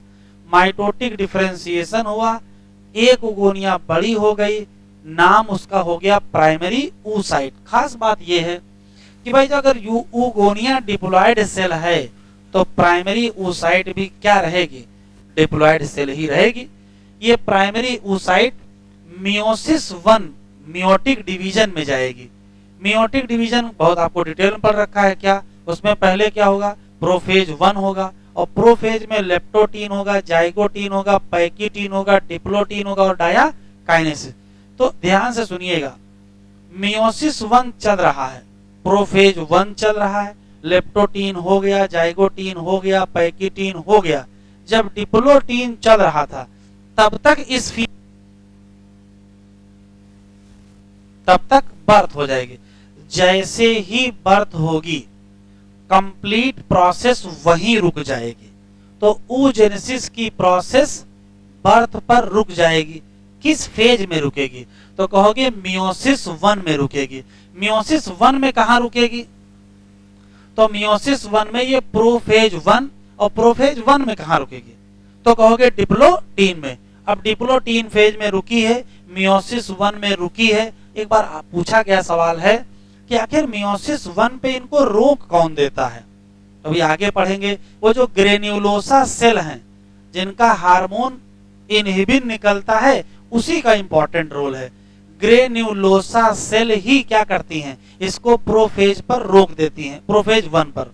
चलिए ठीक है, बर्थ हो गया, प्रोफेज 1 पर सब कुछ रुका हुआ है। फिर फीमेल का जन्म हुआ, उसकी एज 1 दिन है, फिर 1 महीना है, फिर 1 साल है, फिर 5 साल है, फिर 10 साल है, फिर 12-13 साल हो गए। तो जब 12-13 साल की एज होगी आ जाएगी। प्यूबर्टी की एज पर जो रिडक्शन डिवीजन के पहले हुआ था, वो रिडक्शन डिवीजन अब कंप्लीट होने लगेगा। तो जो रिडक्शन डिवीजन बर्थ के पहले स्टार्ट हुआ था, प्यूबर्टी तक वो रुका रहा था, वो अब कंप्लीट होगा। तो प्यूबर्टी के बाद जब रिडक्शन डिवीजन कंप्लीट होगा, तो रिडक्शन डिवीजन का नियम है भाई, मान लेते ये प्राइमरी oocyte है जो कि डिप्लॉयड सेल है। भाई रिडक्शन डिवीजन होगा तो 2 हेप्लॉयड सेल बननी चाहिए, तो 2 हेप्लॉयड सेल बन जाएंगी, इसमें कोई शक नहीं है। बस एक गड़बड़ी हो गई, क्या? जब 2 हेप्लॉयड सेल बनेंगी तो एक बड़ी सेल बनेगी और एक छोटी सेल बनेगी। इसका मतलब है कि जो मियोसिस या रिडक्शन डिवीजन हुआ है वो अनइक्वल हुआ है, जबकि स्पर्मेटोजेनेसिस इक्वल हुआ था। ये अनइक्वल होने का नुकसान और क्या फायदा, जरा देखो भाई। इधर देखिए, यहाँ इसका न्यूक्लियस है, न्यूक्लियस के पास क्या है, 2n नंबर ऑफ क्रोमोसोम। इसके पास भी न्यूक्लियस है, इसके पास भी न्यूक्लियस है। तो क्रोमोसोम का बंटवारा तो क्या हो गया, इक्वल हो गया। याद रखिएगा, क्रोमोसोम का बंटवारा तो इक्वल हुआ, लेकिन साइटोप्लाज्म का बंटवारा इक्वल नहीं हुआ। इतनी बड़ी सेल थी, थोड़ा सा साइटोप्लाज्म एक को दिया और ज्यादातर साइटोप्लाज्म किसके साथ चला गया। तो बताओ, कैरियोकाइनेसिस अनइक्वल थी कि साइटोकाइनेसिस अनइक्वल थी? तो कहोगे साइटोकाइनेसिस अनइक्वल हो गई, अच्छी मान लेते हैं। इसका रिजल्ट देखो क्या है। इस प्राइमरी oocyte के पास जो भी साइटोप्लाज्म था, न्यूट्रिएंट रिच साइटोप्लाज्म, वो एक सेल को दे दिया गया, किसको, सेकेंडरी oocyte को। और किसको नहीं दिया गया, दूसरी सेल का। जिसको साइटोप्लाज्म नहीं दिया गया वो छोटी रह गई, उसका नाम फर्स्ट पोलर बॉडी। और जिसको साइटोप्लाज्म दे दिया गया वो बड़ी हो गई और उसका नाम सेकेंडरी oocyte। कहता कोई फायदा, कहोगे हाँ फायदा। आप सोचो कि यदि इक्वल बंटवारा हुआ होता तो देखो हाल क्या होता। ये मान लेते इतनी बड़ी सेल है, अगर इक्वल बंटवारा हम करते तो दोनों सेल इतनी बड़ी बनती, ना इसके पास ज्यादा साइटोप्लाज्म होता, ना इसके पास ज्यादा साइटोप्लाज्म। कल को इसका भी तो बंटवारा होना है, तो नेट ओवम के पास बहुत कम साइटोप्लाज्म बचता। तो नेचर ने व्यवस्था की है कि ओवम के पास न्यूट्रिएंट रिच साइटोप्लाज्म ज्यादा रहे। कल को इसी ओवम को जाइगोट बनना है, तो जब जाइगोट बनेगा उसके बाद एम्ब्रायो बनेगा, बीच में एक फेज आएगी जब ये मदर की बॉडी से अटैच नहीं होगा, तो इसको न्यूट्रिशन कहां से मिलेगा।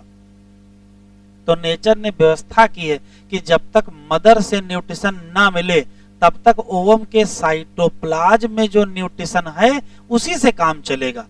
तो अगर न्यूट्रिएंट रिच साइटोप्लाज्म बराबर बांटा जाता तो ओवम में साइटोप्लाज्म कम होता, तो जाइगोट के बचे रहने की संभावना कम होती। तो नेचर ने इसका हल निकाला है।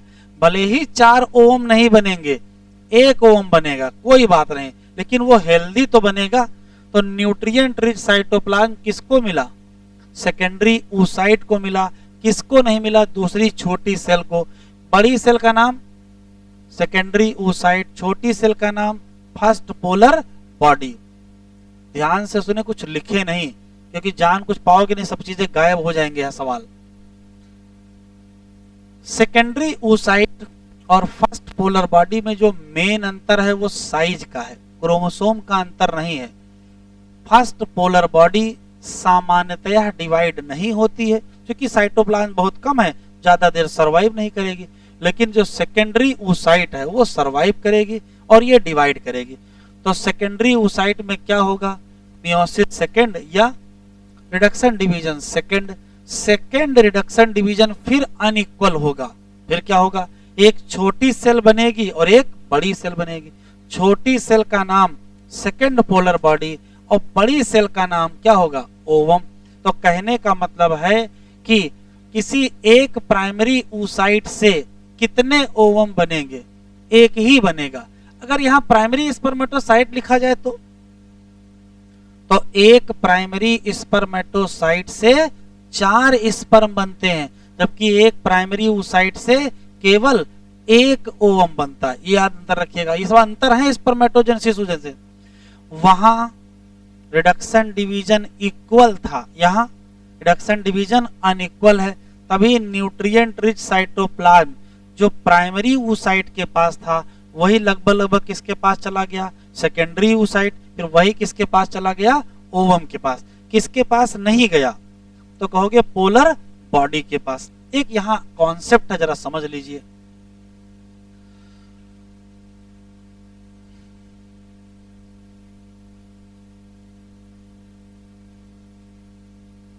जरा इधर देख लीजिए। होता यह है कि जैसे मान लेते हैं कि ये यूट्रस है, ये फैलोपियन ट्यूब है, ये सर्विक्स, ये वेजाइना, ये ओवरी। और नीचे बन गए, ऊपर बना लेते हैं। ये मान लेते हैं ओवरी, ठीक। जरा ध्यान से सुनिएगा। आपको पता है कि इसी के अंदर oogenesis चल रही होगी। ओवरी के अंदर जब oogenesis चल रही है तो उसमें फर्स्ट रिडक्शन डिवीजन हुआ और क्या बना, सेकेंडरी oocyte। सेकेंडरी oocyte में सेकेंड रिडक्शन डिवीजन शुरू हुआ था, तब तक ये सेकेंडरी oocyte यहां से निकल के यहां चली आई। सेकेंडरी oocyte में सेकेंड रिडक्शन शुरू हुआ था, पूरा नहीं हो पाया था, तब तक वो कहां चली गई, फैलोपियन ट्यूब में। फैलोपियन ट्यूब में इसका सेकेंड रिडक्शन डिवीजन चल रहा है। तो सेकेंड रिडक्शन डिवीजन में प्रोफेज सेकेंड होगा, फिर मेटाफेज सेकेंड होगा, एनाफेज सेकेंड होगा, टीलोफेज सेकेंड होगा। ये मेटाफेज सेकेंड तक ही पहुंच पाए थे। कहां पहुंचे, मेटाफेज सेकेंड, बस वहीं रुक गए। बोले अब एनाफेज सेकेंड और टीलोफेज सेकेंड नहीं करेंगे। क्या नहीं करेंगे, एनाफेज सेकेंड और टीलोफेज सेकेंड शर्त रख दी गई। सर ध्यान सुनिएगा, इसको बाहर बना लेते हैं। ये है सेकेंडरी oocyte, यहां पर किस फेज में, मेटाफेज सेकेंड। और यहां है स्पर्म, ये स्पर्म यहां से एसेंड करते हुए यहां तक आए, तब तक ये थोड़ा आगे बढ़ जाएगा। कहां पहुंच जाएगा, एम्पुला फेज में। याद है, एम्पुला फेज पर ये पहुंचने के बाद मेटाफेज सेकेंड पे रुका रहेगा तब तक जब तक इसको स्पर्म पेनिट्रेट नहीं करेगा। तो यदि सेकेंडरी oocyte को स्पर्म ने पेनिट्रेट किया तब तो इसका सेकेंड रिडक्शन डिवीजन पूरा होगा, और अगर पेनिट्रेट नहीं किया तो इसका सेकेंड रिडक्शन डिवीजन पूरा नहीं होगा। कई बार एग्जाम में आ चुका है, ध्यान से सुनेंगे। ये है ओवरी, ये है फैलोपियन ट्यूब। oogenesis चल रही थी, प्राइमरी oocyte से सेकेंडरी oocyte बन चुकी थी। सेकेंडरी oocyte ने अपना सेकेंड रिडक्शन डिवीजन शुरू किया था, प्रोफेज मेटाफेज हो रहा था, तब यहां से चले गए फैलोपियन ट्यूब में। फैलोपियन ट्यूब में इसका रिडक्शन डिवीजन मेटाफेज 2 पर रुक जाएगा। मेटाफेज 2 पर रुका है, ये धीरे धीरे एम्पुला तक पहुंच गया है और वहां वेट कर रहे हैं कि स्पर्म यदि इधर से आकर के इसके पास पहुंच जाए और स्पर्म क्या कर जाए, पेनिट्रेट कर जाए, तब तो इसका सेकेंड रिडक्शन डिवीजन कंप्लीट होगा, तब तो ओवम बनेगा, अन्यथा ओवम नहीं बनेगा। दो ऑप्शन है, या तो ओवम बनेगा या तो ओवम नहीं बनेगा। कब बनेगा, जब स्पर्म पेनिट्रेट कर जाएगा, तभी तो रिडक्शन डिवीजन पूरा होगा। अब ध्यान सुनो, अगर रिडक्शन डिवीजन पूरा हो गया मतलब स्पर्म भी अंदर आ चुका है और ये ओवम का न्यूक्लियस है, तो दोनों क्या कर जाएंगे, फ्यूज कर जाएंगे। तो जैसे ही ओवम बनेगा तुरंत किसमें कन्वर्ट हो जाएगा, जाइगोट। तो ओवम कभी देखने को मिलेगा ही नहीं, ओवम बना तो तुरंत क्या बन जाएगा, जाइगोट। इसी नाते oogenesis का रिजल्ट ओवम फॉर्मेशन नहीं होगा, फाइनली क्या बन जाएगा, जाइगोट। या तो क्या होगा देखो, अगर स्पर्म नहीं आया तो अगर स्पर्म नहीं आया तो ये रिडक्शन डिवीजन यहीं रुका रहेगा, रिडक्शन डिवीजन रुका रहेगा। केवल 3 दिन का इंतजार है बस, 72 घंटे। अगर 72 घंटे में स्पर्म आ गया तो ठीक है, वरना अब ये रिडक्शन डिवीजन नहीं होगा, ये धीरे धीरे आगे बढ़ता जाएगा। और कहां पहुंच जाएगा, ये यूट्रस पर। तब तक एंडोमेट्रियम टूट जाएगी और वेजाइनल ब्लीडिंग स्टार्ट हो जाएगी। ये जो वेजाइनल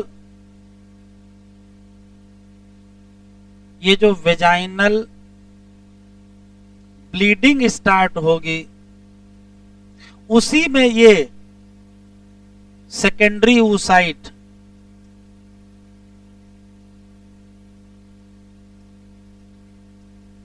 पास हो जाएगा और ये डिजेनरेट हो जाएगा। तो 2 ऑप्शन हैं, ओरी से निकला क्या, सेकेंडरी oocyte, कहां गया, फैलोपियन ट्यूब। फैलोपियन ट्यूब पर उसका रिडक्शन डिवीजन रुका है, कौन सा, फर्स्ट की सेकंड, सेकंड किस फेज में, मेटाफेज सेकंड, रुका रहेगा किसके लिए, स्पर्म के लिए। स्पर्म आया एक ऑप्शन, नहीं आया दूसरा ऑप्शन। स्पर्म आ गया तो पेनिट्रेट कर जाएगा, स्पर्म अगर पेनिट्रेट कर गया तो इसका रिडक्शन डिवीजन पूरा हो जाएगा। रिडक्शन डिवीजन पूरा होगा तो क्या बनेगा, ओवम बनेगा। लेकिन जैसे ही ओवम बनेगा वैसे ही न्यूक्लियस दोनों फ्यूज कर जाएंगे और क्या बन जाएगा, जाइगोट। तो इधर ओवम बना उधर जाइगोट बना। दूसरा सवाल, तो या तो ऐसे प्रोसेस कंप्लीट होगी, और अगर स्पर्म नहीं आया तो क्या होगा, धीरे धीरे ओवम सेकेंडरी oocyte आगे बढ़ेगा, तब तक एंडोमेट्रियम डिजेनरेट कर जाएगी और जो वेजाइनल फ्लो होगा उसी में ये क्या हो जाएगा, पास आउट हो जाएगा और डीजेनरेट। तो अगर ये डिजेनरेट हो गया तो oogenesis कंप्लीट हुई कि नहीं हुई, नहीं हुई। तो बड़ा स्पेशल कॉन्सेप्ट है यहाँ, या तो oogenesis कंप्लीट नहीं होगी और अगर कंप्लीट होगी तो प्रेगनेंसी होगी, या तो oogenesis कंप्लीट नहीं होगी, स्पर्म बहुत बार स्पर्म नहीं आएगा तो बहुत बार कंप्लीट नहीं होगा। हर महीने तो ये साइकिल चलेगी, हर महीने ये यहां से रिलीज होगा, हर महीने यहां इंतजार करेंगे, हर महीने स्पर्म आएगा नहीं तो फिर फर्टिलाइजेशन होगा नहीं, तो हर महीने ये साइकिल कंप्लीट होगी नहीं। तो oogenesis सामान्यतया कंप्लीट नहीं होती है। मान लेते हैं कि किसी फीमेल के 2 बच्चे हैं, मान लेते हैं किसी फीमेल के 2 बच्चे हैं, तो अगर 2 बच्चे हैं इसका मतलब 2 बार जाइगोट बना, इसका मतलब oogenesis जीवन में 2 ही बार कंप्लीट हुई, जबकि जीवन में मेंस्ट्रुअल साइकिल तो बहुत सारी होंगी, बहुत बार ये साइकिल चलेगी। तो oogenesis कब कब कंप्लीट हुई होगी, तो कहोगे जब जब प्रेगनेंसी हुई होगी। अगर प्रेगनेंसी हुई है तो oogenesis कंप्लीट हुई है, और अगर प्रेगनेंसी नहीं हुई है तो oogenesis कंप्लीट नहीं। तो oogenesis और स्पर्मेटोजेनेसिस में जमीन आसमान का अंतर है। स्पर्मेटोजेनेसिस एक बार शुरू हो गई तो कंप्लीट जरूर होगी, oogenesis झटके लग लग के चल रही है। बर्थ के पहले शुरू हुई तब तक बर्थ हो गई फिर रुक गया, फिर प्यूबर्टी फिर शुरू हुई तब तक ओवुलेशन हो गया फिर रुक गया, फिर ओवुलेशन के बाद अगर पेनिट्रेशन हुआ तब तो आगे बढ़ेंगे वरना फिर रुके ही रहेंगे। तो oogenesis में 2 स्टेप स्टॉप हैं। पहला, जैसे बर्थ होगा क्या रुक जाएगा, क्या रुक जाएगा, बर्थ होते ही मियोसिस 1 रुक जाएगी, और यहां से ओवम रिलीज होने को घटना क्या कहते हैं, तो घटना कहते हैं ओवुलेशन। ओवुलेशन के बाद भी तो रुक जाएंगे, ओवुलेशन के बाद भी। तो ये इंपॉर्टेंट कॉन्सेप्ट है, जितनी कहानी सुनाए हैं फिर से सुनिए। यहां इतने क्वेश्चन डिजाइन हो रहे हैं, अभी एक लेटेस्ट ही क्वेश्चन डिजाइन होकर के आया था कि ये पोलर बॉडी दूसरी वाली कब बनेगी, तो ये बताएंगे। पहले पहली वाली तो जानो, दूसरी वाली बाद में। पोलर बॉडी हेडिंग ही अलग बताएंगे, कुछ लिखेंगे नहीं केवल सुनेंगे। oogenesis की प्रोसेस कब शुरू होती है? तो कहो एम्ब्रायोनिक लाइफ या एम्ब्रायोनिक ओवरी में, बिफोर बर्थ शुरू होती है। कहा? एम्ब्रायोनिक ओवरी में। क्या होता है? ओरी, जो एम्ब्रायोनिक ओरी है, उसमें एक ओगोनिया से 2 से 4 से 8 से 16 से 32 से 64 ओगोनिया बनेंगी। लगभग लगभग एक ओवरी में 2 मिलियन ओगोनिया बनेंगे। 2 मिलियन ओगोनिया बनेंगे। कोई भी ओगोनिया जन्म के बाद नहीं बनेंगे, जितनी बननी होंगी जन्म के पहले बनेंगे। ठीक। ओगोनिया छोटे छोटे ग्रुप में इकट्ठा होंगी, नाम एक नेस्ट होगा। किसी एक नेस्ट में से कोई एक ओगोनिया इनलार्ज इन साइज हो जाएगी, नाम प्राइमरी oocyte होगा। प्राइमरी oocyte और ओगोनिया डिप्लॉयड सेल होंगी। oogenesis में रिडक्शन डिवीजन शुरू करेंगी। जैसे शुरू करेंगी प्रोफेज भी कंप्लीट नहीं कर पाएंगे, तब तक बर्थ हो जाएगा। बर्थ पर मियोसिस या रिडक्शन डिवीजन 1 रुक जाएगा। कहां? तो कहोगे प्रोफेज 1। 1 में कहा? तो कहोगे किसमें? डिप्लोटीन। और किसने रोक दिया है? आया हुआ सवाल है, किसने रोक दिया? तो कहोगे ग्रेन्युलोसा सेल के सिक्रेशन ने रोक दिया। रुके हैं तब तक बर्थ हो जाए। बर्थ के बाद एज बढ़ने लगी, प्यूबर्टी की एज आ गई। प्यूबर्टी की एज पर वो रिडक्शन डिवीजन जो जन्म के पहले शुरू हुआ था वो अब कंप्लीट होगा। तो अब जब कंप्लीट होगा तो एक छोटी सेल बनेगी, एक बड़ी सेल बनेगी। इसका मतलब रिडक्शन डिवीजन अनइक्वल होगा। छोटी सेल का नाम पहली पोलर बॉडी, बड़ी सेल का नाम दूसरी पोलर बॉडी। ये क्यों हुआ? तो कहोगे जो न्यूट्रिएंट रिच साइटोप्लाज्म है वो एक ही सेल को मिल गया। किसको? सेकेंडरी oocyte को। किसको नहीं मिला? First polar body. क्यों? इसका फायदा क्या है? तो जितना बढ़िया इसके पास साइटोप्लाज्म होगा उतना ही बढ़िया साइटोप्लाज्म जाइगोट के पास होगा, तो बचे रहने की संभावना ज्यादा होगी। दूसरा सवाल, फिर क्या होगा? सेकेंडरी oocyte अपना सेकेंड रिडक्शन डिवीजन स्टार्ट करेगी। मतलब प्रोफेज सेकेंड होगा, फिर मेटाफेज सेकेंड होगा, तब तक इसका ओवुलेशन हो जाएगा। तो जैसे ओवुलेशन हो जाएगा, ओरी से निकल के कहां पहुंच जाएंगे? फैलोपियन ट्यूब में। और फैलोपियन ट्यूब पर इसका सेकेंड रिडक्शन डिवीजन रुका रहेगा। किस फेज पर? मेटाफेज सेकेंड पर। अब ये वेट कर रहे हैं कि स्पर्म आ जाए। 3 ही दिन वेट हो सकता है, 72 घंटे की इसकी सर्वाइबिलिटी है। ठीक है। स्पर्म यदि आ गया, स्पर्म पेनिट्रेट कर गया, तब तो ये रिडक्शन डिवीजन कंप्लीट होगा।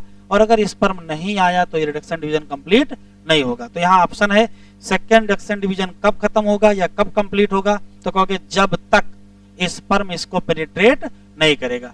2 ही ऑप्शन है, स्पर्म आ भी सकता है, नहीं भी आ सकता है। मान लेते हैं स्पर्म आ गया, तो अगर आ गया तो पेनिट्रेट कर जाएगा, और अगर पेनिट्रेट कर गया तो रिडक्शन डिवीजन पूरा होगा। एक छोटी सेल बनेगी, नाम सेकेंड पोलर बॉडी, और एक बड़ी सेल बनेगी, उसका नाम ओवम। ओवम जैसे ही बनेगा वैसे जाइगोट में कन्वर्ट हो जाएगा। क्यों? तब तक स्पर्म तो अंदर जा ही चुका है, फ्यूजन हो जाएगा।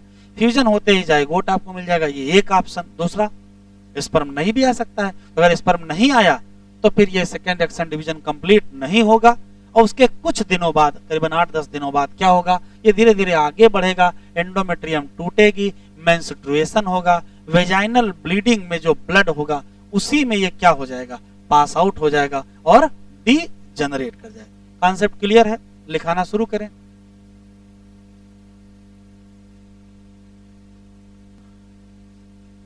चलो लिखो।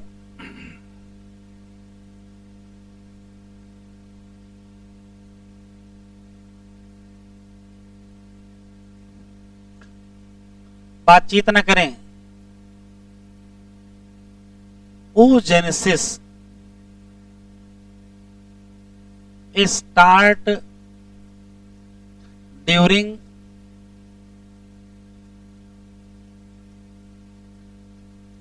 embryonic life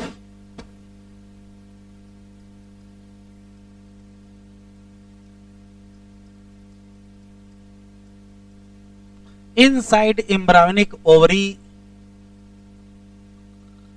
before birth.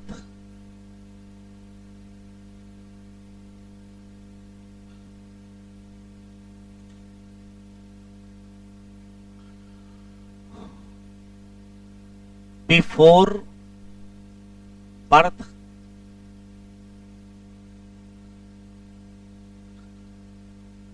inside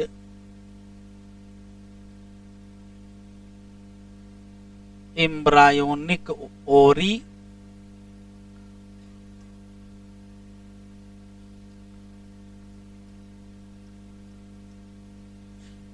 oogonia multiply by mitosis. इसका रिजल्ट होगा लगभग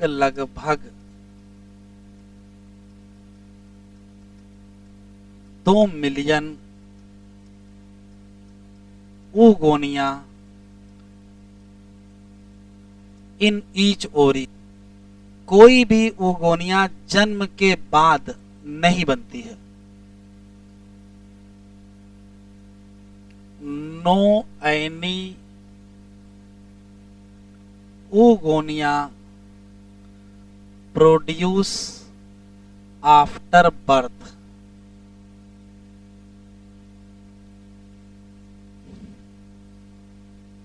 बर्थ के पहले ही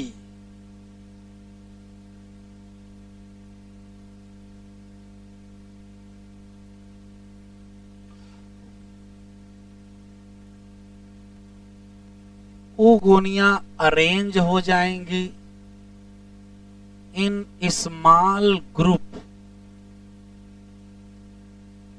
जिसको कहेंगे क्या? Egg nest.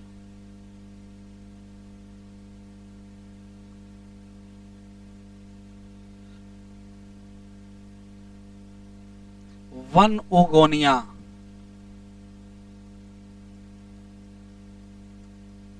enlarge in size to become क्या हो जाएगी? तो कहोगे प्राइमरी oocyte। अगर oogonia डिप्लॉयड सेल है तो प्राइमरी oocyte भी क्या होगी? डिप्लॉयड। और ये डिफरेंशिएशन या माइटोटिक डिफरेंशिएशन है।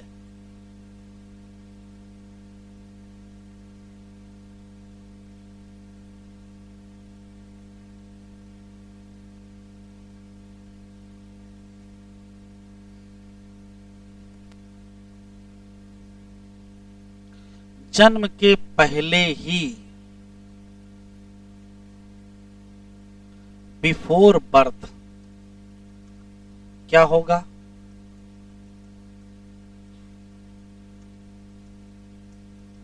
Primary oocyte start reduction division या रिडक्शन डिवीजन फर्स्ट, ये स्टार्ट कर देंगे, लेकिन ये रिडक्शन डिवीजन स्टॉप हो जाएगा किस फेज पर? तो कहोगे मियोसिस 1 या प्रोफेज 1 या डिप्लोटीन। बट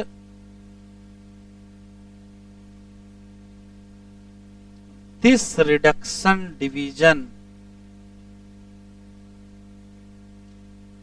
क्या होगा बेटा? Stop at. कई बार पूछा गया है ये, तो कहोगे मियोसिस 1 या प्रोफेज 1 या कौन सा फेज, या डिप्लोटीन फेज। और किसके चक्कर में रुक जाता है? Due to secretion of granulosa cell. ये कौन सी सेल है? अभी फॉलिकल पढ़ाएंगे तब आपको बताएंगे।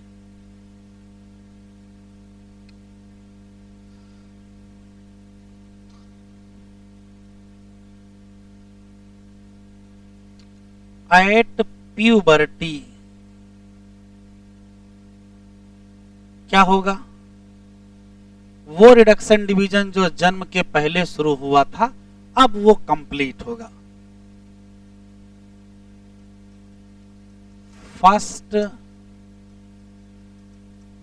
Reduction division of primary oocyte complete to produce, बताओ क्या प्रोड्यूस करेगा? तो small haploid cell first polar body और लार्ज हेप्लॉइड सेल क्या? Secondary oocyte।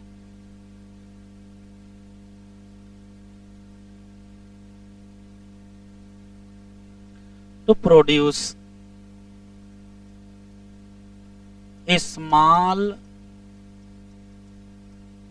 हेप्लॉइड सेल जिसका नाम फर्स्ट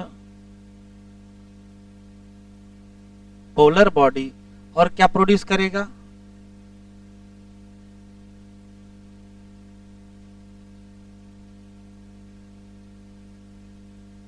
लार्ज हेप्लॉइड सेल। कौन सी?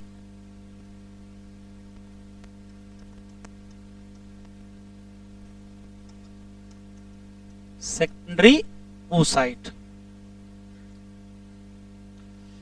क्यों? क्यों? तो उसका कारण है, ये जो फर्स्ट रिडक्शन डिवीजन है, ये क्या होता है?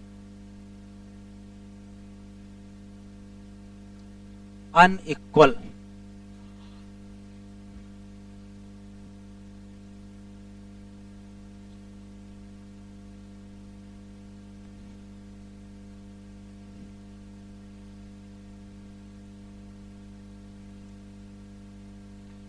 अगर कुछ छूट जाएगा तो पीडीएफ भेज देंगे, तो जरूर लीजिएगा उसको।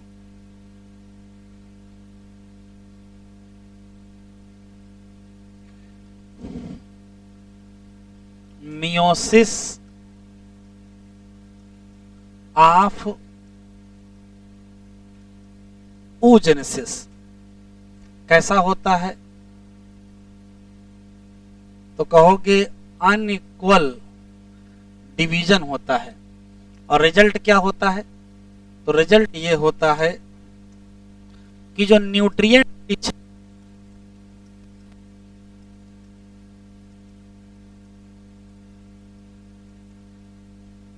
साइटोप्लाज्म किसका? प्राइमरी oocyte का, वो ट्रांसफर हो जाएगा किसको? सेकेंडरी oocyte, और वही किसको मिल जाएगा? Ovum. Nutrient rich cytoplasm of primary oocyte किसको प्रोवाइड हो जाएगा? Provided to secondary oocyte to ovum. ये क्यों किया गया ऐसा? बिकॉज एनसीईआरटी में दिया नहीं है, क्वेश्चन पूछा है कि क्या इसका कोई फायदा है? कहोगे हाँ इसका फायदा है। ये साइटोप्लाज्म हेल्प करेगा किसको? जो शुरुआती जो जाइगोट एम्ब्रायो बनेगा उसमें मदद करेगा। Because it help in early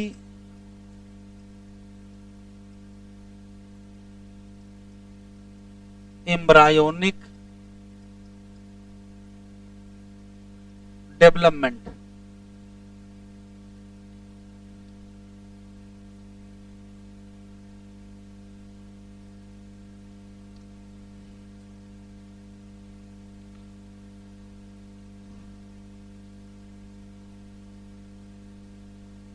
secondary oocyte क्या करेगी?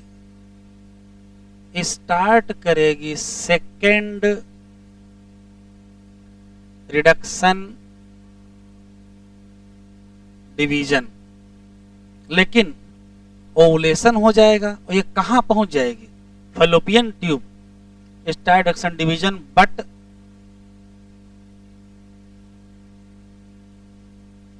reaches to fallopian tube by ovulation. Secondary oocyte का जो सेकेंड रिडक्शन डिवीजन है वो स्टॉप हो जाएगा। कहां? तो कहोगे मेटाफेज सेकेंड ऑफ मियोसिस 2। ठीक है, और ये कब कंप्लीट होगा? Not complete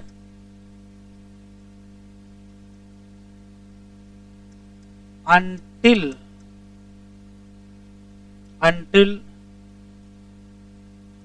sperm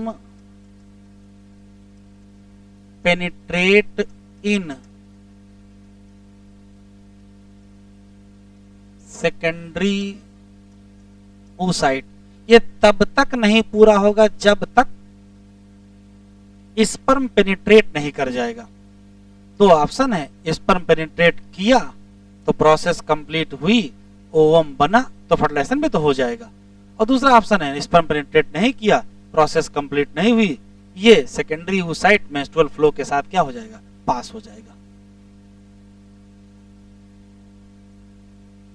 if secondary oocyte penetrates by sperm तो क्या होगा?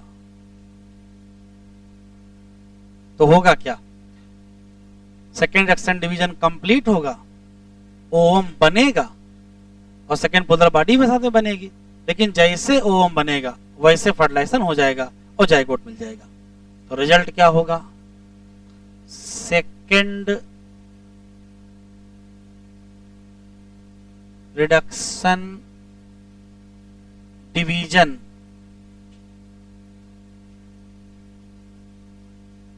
कंप्लीट हो जाएगा। क्या बनेगा?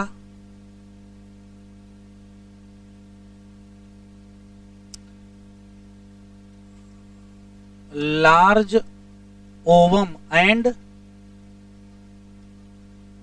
स्मॉल सेकेंड पोलर बॉडी बन जाएगा। दूसरी घटना क्या होगी? दूसरी घटना यह होगी कि स्पर्म न्यूक्लियस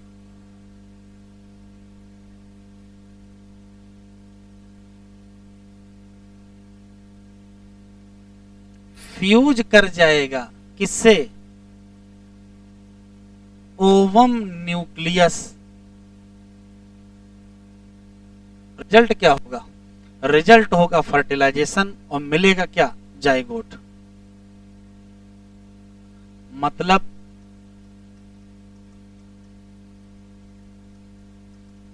फर्टिलाइजेशन मतलब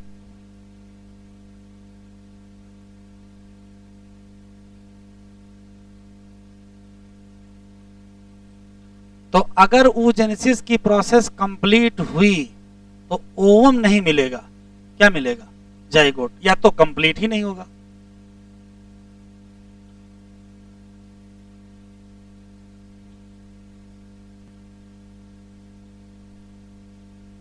तो लाइन लिख लें। इफ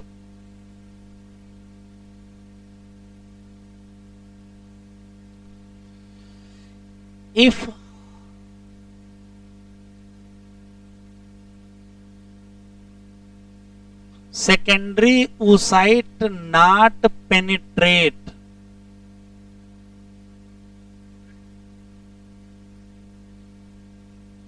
by sperm, क्या होगा? oogenesis कंप्लीट नहीं होगी और ये जो सेकेंडरी oocyte है ये डिजेनरेट हो जाएगा और ये पास हो जाएगा किसके साथ? मेंस्ट्रुअल फ्लो के साथ।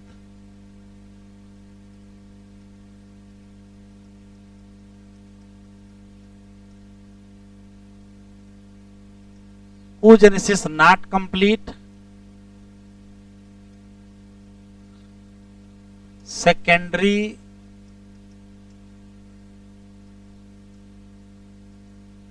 oocyte degenerate, and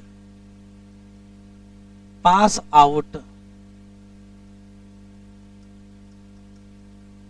along with menstrual flow। सिर्फ 2 क्वेश्चन पोलर बॉडी के बता दीजिए बस।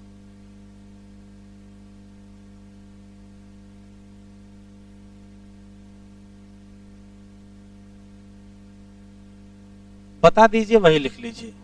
ये बताओ पोलर बॉडी क्या है? तो कहोगे स्मॉल हेप्लॉइड सेल है जो oogenesis में बनती है। कितनी? तो 2, एक फर्स्ट और सेकंड पोलर बॉडी। क्यों बनती है अभी बताए हैं। अनइक्वल डिवीजन हुआ। कैरियोकाइनेसिस की साइटोकाइनेसिस? साइटोकाइनेसिस अनइक्वल हुआ। ठीक, क्यों हुआ? न्यूट्रिएंट रिच साइटोप्लाज्म किसी एक को देना है, एक को दे दिया, क्या बात खत्म। क्या भविष्य है इनका? डिजनरेट हो जाएंगी, पहली पोलर बॉडी भी और दूसरी। एनसीईआरटी में लिखा, अभी पता नहीं चला है कि इनका होगा क्या, लेकिन पता चल चुका है इनका कुछ नहीं होगा। क्या हो जाएगा? डिजनरेट हो जाएगा। ठीक, अब सवाल जो लेटेस्ट में आया है कि पहली पोलर बॉडी कब बनेगी और दूसरी पोलर बॉडी कब बनेगी।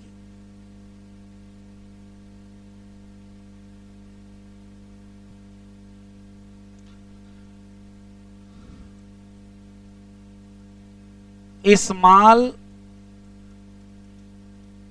हेप्लॉइड सेल प्रोड्यूस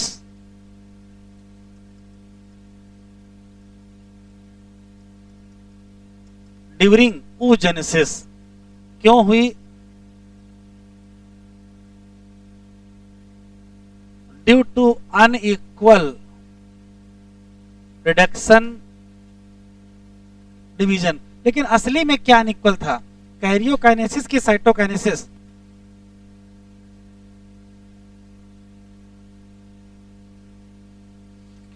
ऐसा क्यों हुआ?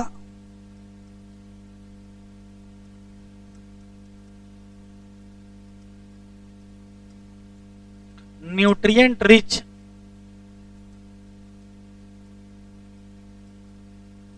साइटोप्लाज्म provide to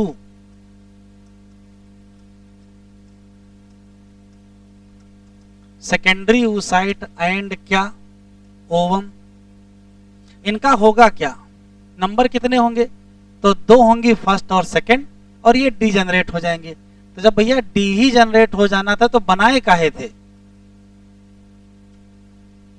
तो अगर ना बनाते तो OM2N का बनता। तो पोलैरिटी भी तो मेंटेन करना है।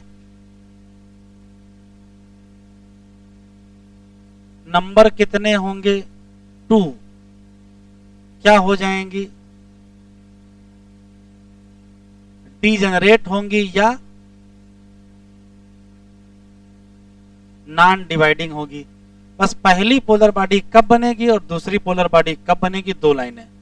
पहली कब बनेगी?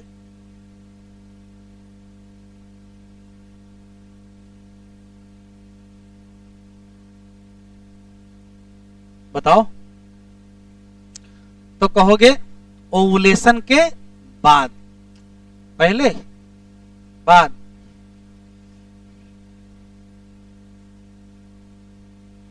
ऐसा ना कहो भाई, गड़बड़ ना करो। देखिए रिडक्शन डिवीजन ये पहला वाला कंप्लीट हुआ, पहली पोलर बॉडी बनी। ओवुलेशन में तो यही निकलती है ना, इसका मतलब ओवुलेशन के पहले बनेगी कि बाद में? ओवुलेशन के पहले। फर्टिलाइजेशन के भैया ओवुलेशन के पहले तो क्या फर्टिलाइजेशन के बाद बनाओगे क्या? वाह भाई वाह। कब होगी? तो एनसीईआरटी में जो शब्द लिखा वही लिखेंगे। प्रायर टू ओवुलेशन, ओवुलेशन से पहले या बिफोर फर्टिलाइजेशन। अच्छा, सेकंड कब बनेगी?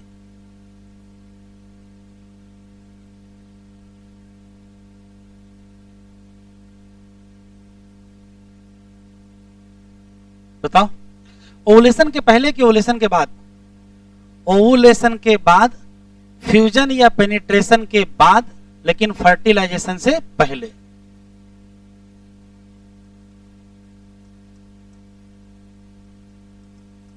After ovulation, after penetration by sperm but before